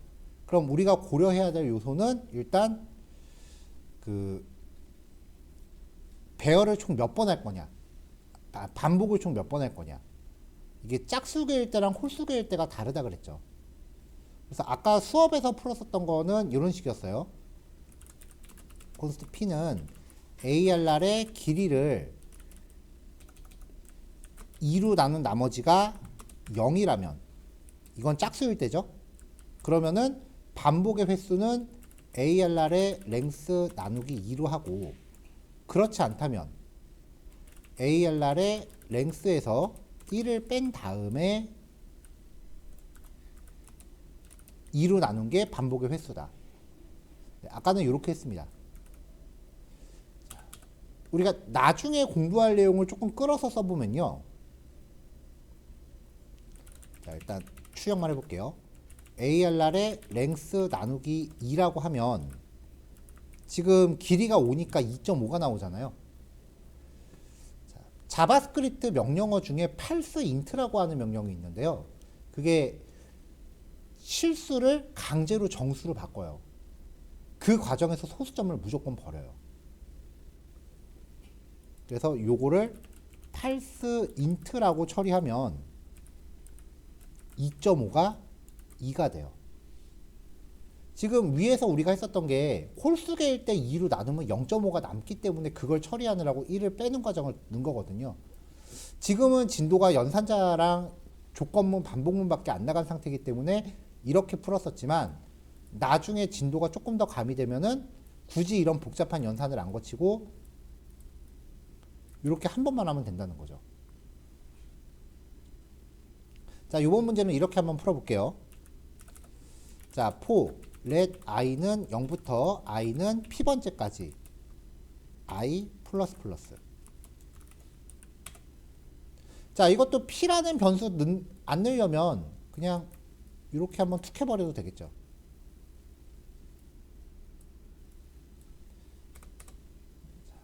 자, 이 상태에서 이제 const tmp는 ARR의 i번째. 그 다음에 반대쪽 위치요. 아까 반대쪽 위치를 K라고 했을 때 배열의 길이 빼기 1 빼기 I 이렇게 하면 배열의 반대쪽 위치를 얻을 수 있었거든요. 그래서 ARR의 I번째에다가 ARR의 K번째 위치를 복사하고 마지막으로 ARR의 K번째 위치에다가 처음에 복사했었던 TMP를 넣어라. 이게 역순이었어요. 여기서도 K라는 변수를 안 쓰겠다라고 하시면은 이렇게 넣으시는 것도 방법이긴 해요. 하지만 이 경우에는 똑같은 연산을 두 번 해줘야 되기 때문에 좋은 코드는 아니에요. 변수를 하나 더 만드는 한이 있더라도 연산은 횟수를 최소화하시는 게 좋아요. 그래서 이게 더 좋은 코드입니다. 답지에는 이렇게 제시되어 있어요.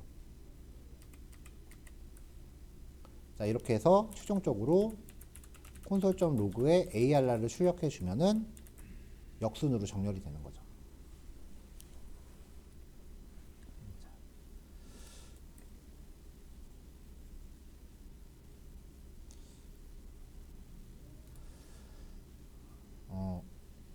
코딩 공부하실 때 이렇게 한번 해보세요.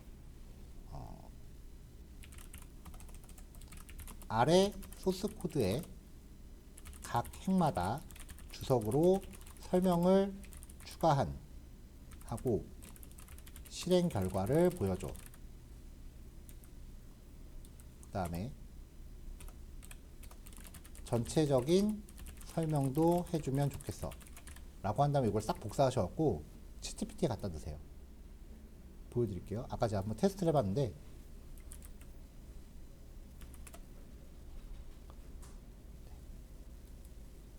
여기다가 툭 집어넣고 엔터를 치면 이렇게 라인별로 설명을 넣어줘요. 그 다음에 이제 전체적인 설명이 들어오고요. 요거는 코드가 그렇게 설명할 내용이 많지 않나 봐요.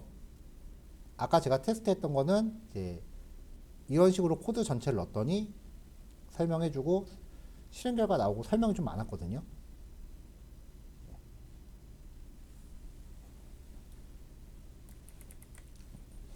요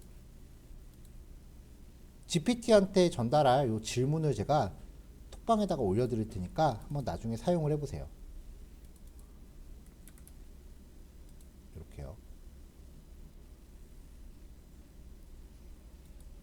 그 유튜브 같은 거에서 챗GPT 쓰면 전에 말씀드렸던 것 같기도 한데 유튜브 같은 데서 챗GPT 쓰면 막 코드 만들어준다 그런 얘기 되게 많은데요. 그 한 가지 내용이 빠져 있어요. 유료일 때예요. 여기 GPT-4라고 돼 있는 게 이제 유료 버전이고요. GPT-4를 쓰면은 이제 플러그인이라는 걸 통해서 챗 GPT가 마켓플레이스 같은 게 있거든요. 거기에 각종 기능을 넣어줄 수 있는데 저도 이거 유료로 해갖고 이제 플러그인 하나 추가해 줬던 건데요. 그러면 진짜 코드 만들어주는 게 진짜 환상으로 만들어주더라고요. 근데 아직 데이터 분석의 한정이에요. 빅데이터 분석 코드의 한정이고 웹 코드는 좀 그렇게 쓸만한 코드는 별로 안 만들어주더라고요. 그러니까 이거를 이제 유튜브 같은 데서 리뷰할 때 챗GPT가 다 해준다는 식으로 해갖고 코딩 안 배우고 GPT만 잘 써도 되는 줄 알고 학원 오시는 분들 되게 많거든요. 대신에 여러분들 카드에서 돈이 쏙쏙 나갈 겁니다. 근데 반대로 GPT가 만들어 놓은 코드에 대해서 뭔가 설명을 해달라 그러면 그건 무료 기능으로도 충분히 돼요. 그러니까 제가 봤을 때 GPT는 실무에 적용할 거는 아직 아니고요. 물론 내가 카드 결제에 걸어놓고 비용을 지불하겠다라고 하면 그건 괜찮겠지만 그게 아닌 이상은 GPT는 학습용이에요. 복습용이에요. 뭔가 좀 이해가 잘 안 가는 부분에 대해서 설명을 해달라고 하면 그거는 좀 잘해주지만 존재하지 않는 결과물을 만들어 달라고 하면은 무료 버전에서 좀 한계가 있어요. 그래서 어떤 코드에 대한 설명을 내가 좀 받고 싶다라고 하실 때 GPT를 활용하시면은 꽤 잘 해줘요. 그런 식으로 활용하시면은 분명히 좋은 보조 도구가 될 거예요. 저는 많이 쓰는 게 이제 논문 번역해줘, 뭐 논문 요약해줘, 뭐 이런 거 좀 많이 쓰고요. 그다음에 GPT 잘 쓰시려면 질문을 얼만큼 잘하느냐가 더 중요하거든요. 그래서 GPT 활용 커뮤니티 가면은 이거 질문을 프롬프트라고 해요. 이 프롬프트 만들어 놓은 것도 공유를 해요. 그리고 한글로 질문하는 것보다는 영어로 질문하는 게 좀 더 잘 먹힌대요. 근데 그렇게 되면 설명도 영어로 해줘요. 그러니까 일단은 한글로 쓰시되 만들어 달라고 하지 마시고 설명을 요구하세요. 자꾸. 검색 엔진이라고 생각하지 마시고 말 그대로 채팅한다고 생각하시면은 이게 질문이 한 번 하고 끝나는 게 아니에요. 얘가 준 걸 보고서 거기서 추가 질문 계속 하셔도 돼요. 그런 식으로 활용하시면은 꽤 괜찮습니다.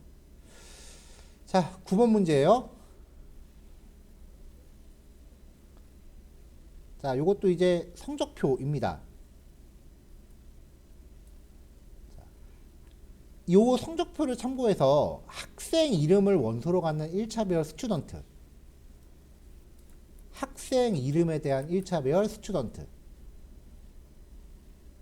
그리고 점수를 원소로 갖는 2차 배열 그레이드. 그러면은 요만큼을 이제 배열로 만드시면 되겠죠. 그래서 성적표 배열 그레이드. 배열이 두 개가 등장하면은 배열의 인덱스 번호끼리 서로 매칭이 돼야만 한다. 이런 전제가 필요하다고 말씀드렸죠. 스튜던트의 0번째는 그레이드의 0번째 행과 매칭이 돼야 돼요. 1번째는 그레이드의 1번째와 매칭이 돼야 되고요. 자, 이걸 가지고 이런 식으로 이제 출력을 하래요. 일단 필요한 거는 학생별 총점과 학생별 평균이에요.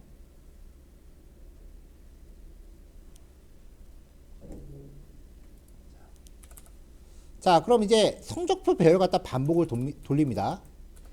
for let i는 0부터 i가 그레이드의 랭스보다 작은 동안 i 플러스 플러스. for let j는 0부터 j는 그레이드의 i번째에 대해서 랭스보다 작은 동안 j 플러스 플러스. 학생별 총점이니까 반복이 진행되는 회차마다 이전 학생에 대한 총점을 리셋하고 들어가야 돼요. 그래서 이럴 때는 요 위치에서 변수를 만드셔야 된다라고 했었죠. 이렇게요. 근데 만약에 나는 진짜 무조건 바깥에서 해야겠다 라고 하시면 선언은 바깥에서 하되 반복 들어가기 전에 변수를 0으로 리셋하고 들어가셔야 돼요. 어떻게 되건 간에 자식 반복문이 시작하기 전에 총점에 대한 변수를 0으로 리셋한다는 게 중요한 거예요. 이 위치에서 변수가 선언돼야 돼요. 선언이 위에 돼 있으니까 그 초기화만 다시 하는 거죠. 자, 그럼 썸에다가 이 그레이드의 i, j번째를 계속 합산하면은 학생별 총점이 될 거고요. 그 다음에 이거를 그레이드의 i번째 행에 대한 길이, 이게 한 명당 과목수죠. 이걸로 나눠주면은 평균이 나올 겁니다. 평균은 아까 말씀드린 대로 투 픽시드까지 한번 적용해서 소수점 둘째 자리까지 해볼게요. 자, 그럼 출력 결과에 누구누구의 총점인지를 표시해 줘라 라고 돼 있잖아요. 자, 지금 요 바깥의 반복문은 그레이드 성적표에서 i번째에 대해서 반복을 하고 있어요. 그러니까 지금 여기서 나온 평균과 총점은 이 배열에서 i가 만약에 2라면 요 위치에 대한 총점과 평균이에요. 그것은 스튜던트의 2번째 위치와 일치하는 거죠. 그래서 출력할 때 스튜던트의 i번째를 이름으로 사용하시면 됩니다.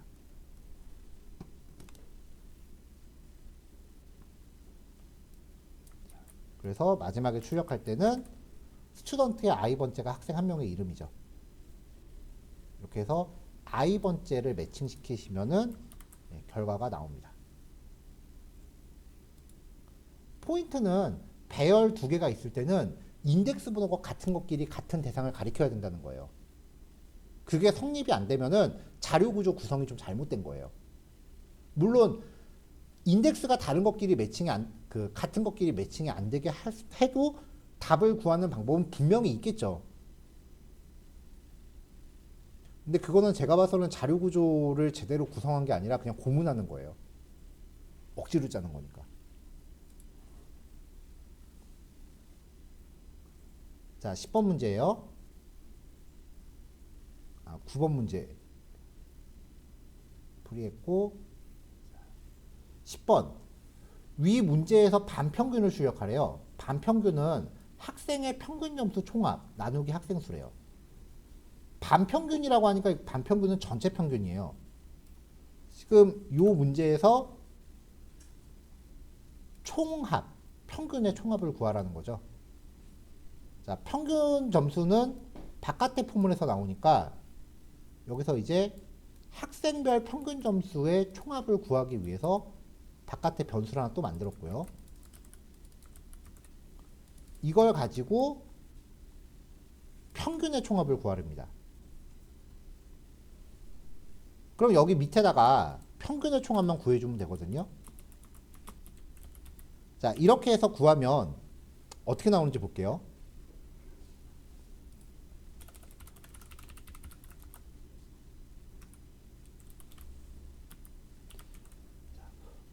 기대하시는 결과가 좀 달라요.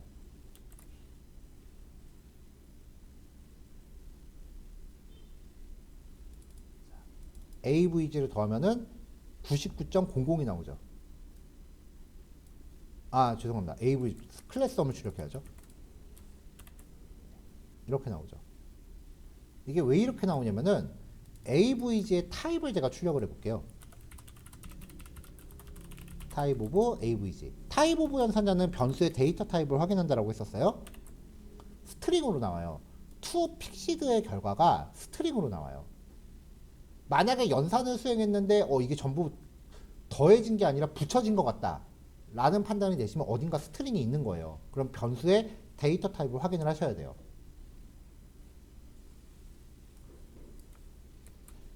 투 픽시드를 적용하기 전에 타입을 확인해 보면은 넘버가 나오죠. 그러니까 여기서 합산을 해야 되는 위치가 투 픽시드 쓰기 전에 합산을 해야 되는 거예요. 이렇게 하면은 전체 평균, 전체 총점 330이 나옵니다. 자, 이렇게 얻어진 그 클래스 썸, 그럼 이제 소수점 둘째 자리까지 표시할 필요도 없죠. 클래스 썸, 요 변수에 대해서 학생 수로 나누면 클래스의 평균이 나오죠. 자, 요거를 투픽스 적용해서 반평균 몇 점? 그럼 반평균 점수가 구해집니다. 반평균은 82.5점이래요.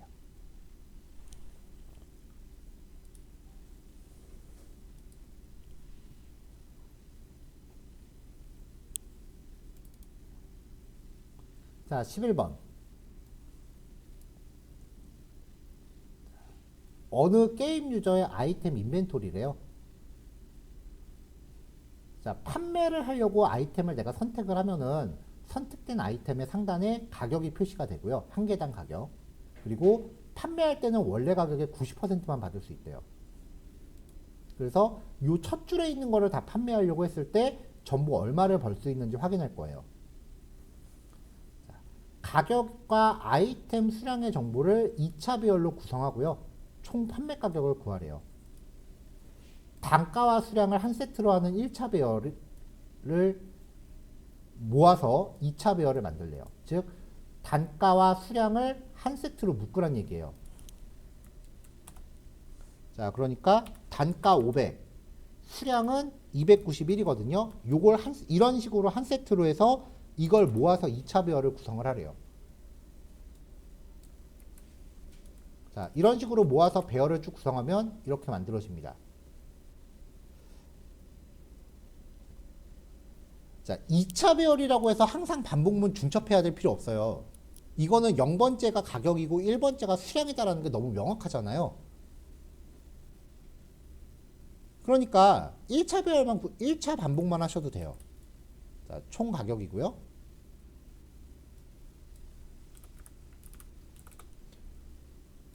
자, 이거를 그냥 1차 반복문으로 구성해서 출력을 하면 인벤의 i번째라고 하면은 이렇게 쪼르륵 한 세트씩 출력이 될 거 아니에요. 한 세트의 0번째는 단가고 1번째는 수량이에요. 이걸 꼭 2차 배열 돌리실 필요가 없는 거죠. 그냥 0번째에다가 90% 구해서 수량 곱해라. 이렇게 0번째, 1번째를 직접 접근해도 되죠. 요 문제의 의도 자체가요. 이제 2차 배열은 2차 반복문 중첩이다라고 강조를 하고 나면은 무조건 2차 배열만 보면은 반복문 중첩으로 해결하려고 하세요. 고정관념에 빠져요. 필요에 따라 약간의 응용 0번째, 1번째를 그냥 다이렉트로 접근해도 된다라는 거를 좀 말씀드리려고 만든 문제예요. 이렇게 해서 총 아이템 판매 가격 구하면 결과 떨어지죠.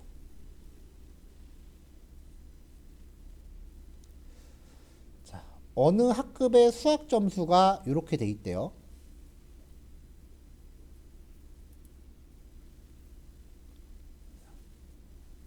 이름을 저장하고 있는 문자 1차 배열 네임스와 점수를 저장하고 있는 1차 배열 포인트를 각각 정의하래요.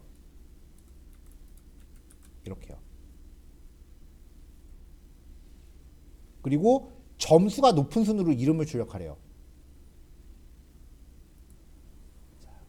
그러니까 문제의 요점이 뭐냐면은 요 점수를 이제 높은 순이니까 내림차순으로 정렬을 해요.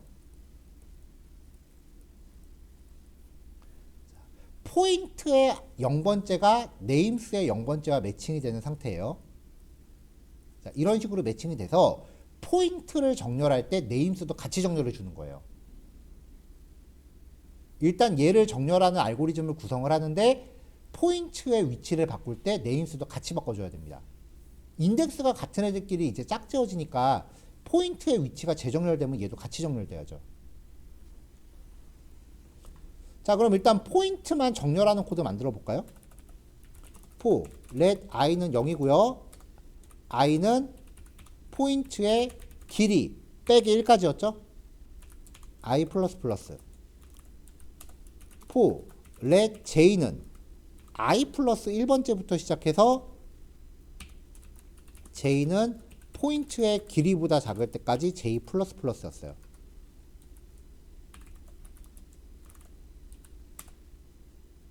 자, 이렇게 해서 만약에 포인트의 i번째가 내림차수는 왼쪽이에요. 포인트의 j번째보다 작다면 그러면 이제 임시 변수, 여기선 변수 이름 p라고 정하겠습니다. p를 정해서 i번째와 j번째를 맞바꿔주면 돼요. 근데 이렇게 정렬을 할 때 네임스의 i번째와 j번째도 같이 바꿔주라는 거예요. 이렇게요. 그럼 포인트를 정렬할 때 네임스도 같이 정렬되겠죠. 자, 이렇게 해서 최종적으로 네임스를 출력하면은 성적이 높은 순의 이름이 만들어집니다.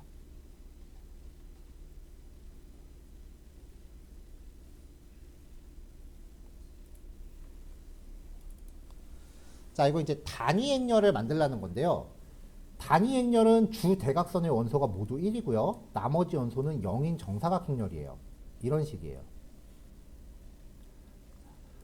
가로, 세로 5로 되어 있는 크기의 빈 배열을 정의하고 일단 빈 배열을 만들려고 했으니까 5행 그리고 각각의 행마다 또 5칸씩 빈 배열을 잡아야 되니까 반복문 돌면서 i번째에 또 5칸짜리 빈 배열. 이 배열을 단위 행렬 형태로 원소를 채워 넣으래요.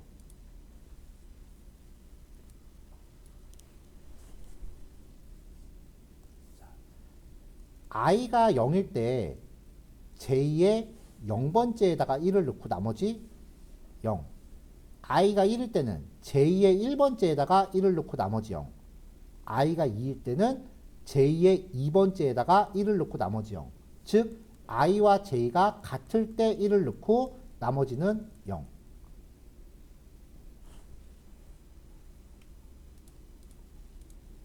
자, 그럼 배열을 2차 배열을 탐색하게 코드 준비하고요. 만약에 i와 j가 같다면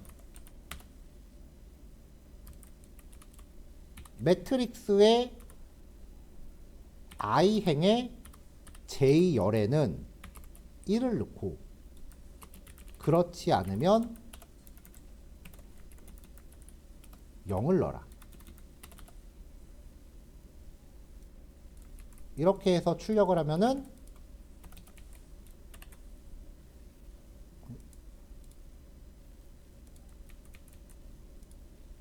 잠시만요. 아, 매트릭스인데 여기 오타 났네요. 맥스트릭스. 자, 이렇게 하면 만들어져요. 단위 행렬이죠. 자, 이거 아까 말씀드린 대로 코드 한번 바꿔볼게요.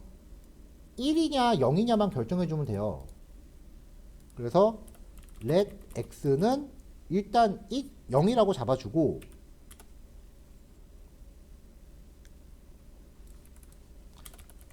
ij에 x를 넣어라 라고 결정하면은 이렇게 바뀌죠. 근데 여기서도 보면은 x가 처음부터 0으로 시작했는데 else일 때 0을 또 넣으라고 할 필요가 없잖아요. 지금 여기서는 else 조율 조건 자체가 필요가 없어요. 원래 0이었으니까 단위 행렬 조건에 맞을 때만 1이라고 바꿔주면 돼요. 아니면 이제 요 조건이 충족될 때 1을 넣고 그렇지 않으면 0을 넣으라니까 3학년산자 써서 조건이 충족되면 1을 넣고 그렇지 않으면 0을 넣어라. 이렇게 구했는데 마찬가지고요. x 변수 겹치네요. 요거 잘라서 여기다 넣어도 되겠죠. 아까 보여드렸던 과정 그대로 한번 다시 보여드린 거예요.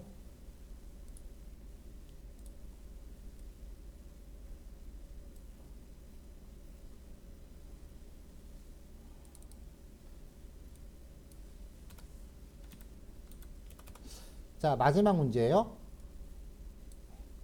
철수하고 민영이 도둑잡기 게임을 하고 있대요. 그래서 상대방의 카드 중 하나를 갖고 와서 내 카드와 일치하는 카드면은 내 카드에서 이제 쌍을 지어서 바닥에 떨궈 놓는 게임이죠. 그래서 이제 카드를 다 먼저 떨구는 사람이 이기는 거예요. 철수의 카드가 지금 제시가 됐고 영희의 카드가 제시가 됐습니다. 카드를 배열로 정의했어요. 지금은 영희의 차례래요.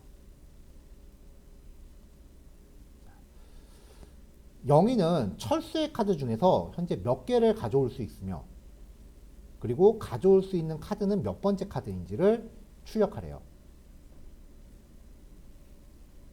그러니까 문제 요지는요.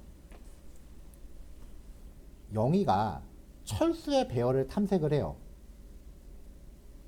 그래서 첫 번째 카드와 내 거랑 똑같은 게 있는지 찾아요. 또 두 번째 거랑 내 거랑 똑같은 게 있는지 찾아요. 여기 있네요. 그러면 일단 하나 가져올 수 있죠. 또 7이랑 내 거랑 똑같은 거 찾아요. 없죠? J 없죠? Q 있네요. 그러면 2개. 그리고 또 찾아요. 여기 있죠? 그러면 3개. 자, 이렇게 해서 2개 배열 중에 원소가 일치하는 게 몇 개 있는지를 찾으라는 거예요. 일단은 이렇게 개수를 카운트하고 그 다음에 몇 번째 거를 가져오는지 한번 또 덧대서 출력해 보세요 라는 겁니다. 여기 출력 예시가 지금 가져올 수 있는 카드의 수가 3장이고 1번째, 4번째, 5번째라고 되어 있잖아요. 이런 식으로 출력하려면 반복문이 하나로 안 돼요. 똑같은 반복 2번 돌려야 돼요. 네, 왜 그런지는 일단 하면서 한번 해볼게요.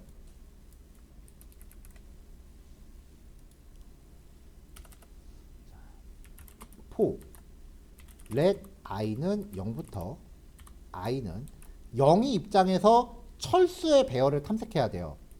cs.length i 플러스 플러스 이렇게 해서 철수의 i번째가 내 카드와 일치하는 게 있는지를 찾아야 돼요. 또 이 5라는 카드가 내 거랑 일치하는 게 있는지 찾아야 돼요. 자, 그러면 철수의 i번째에 대해서 내 카드를 쫙 스캔하면서 일일이 대봐야 됩니다. 포 let j는 0부터 j는 영희의 길이만큼.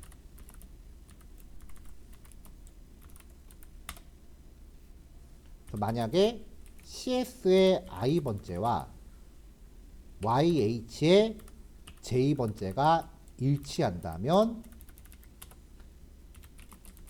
개수를 세라고 했으니까 카운트 0이라고 지정하고 카운트 플러스 플러스.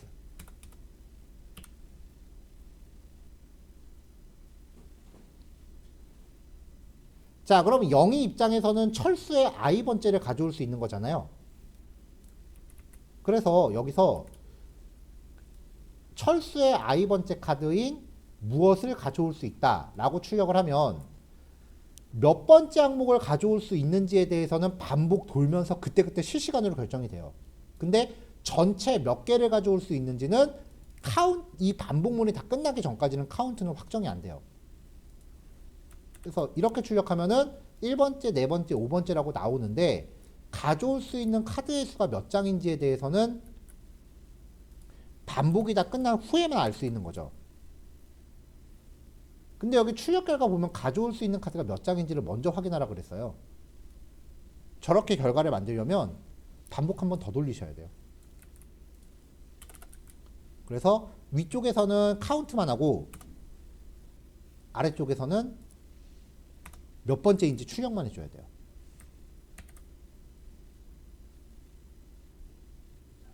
지금 자리에 안 계신데 아까 저기 지금 조퇴하신 분이 물어보신 내용이 요거였고요. 자, 여러분들 답지에는 이렇게만 되어 있거든요. 하나 더 해볼게요. 여기 문제에 없는 말이라 쓰면 안 들어가 있는데 만약에 여기에 철수와 영희가 갖고 있는 카드는 각각 중복되지 않는다 라는 전제가 껴있다라고 하면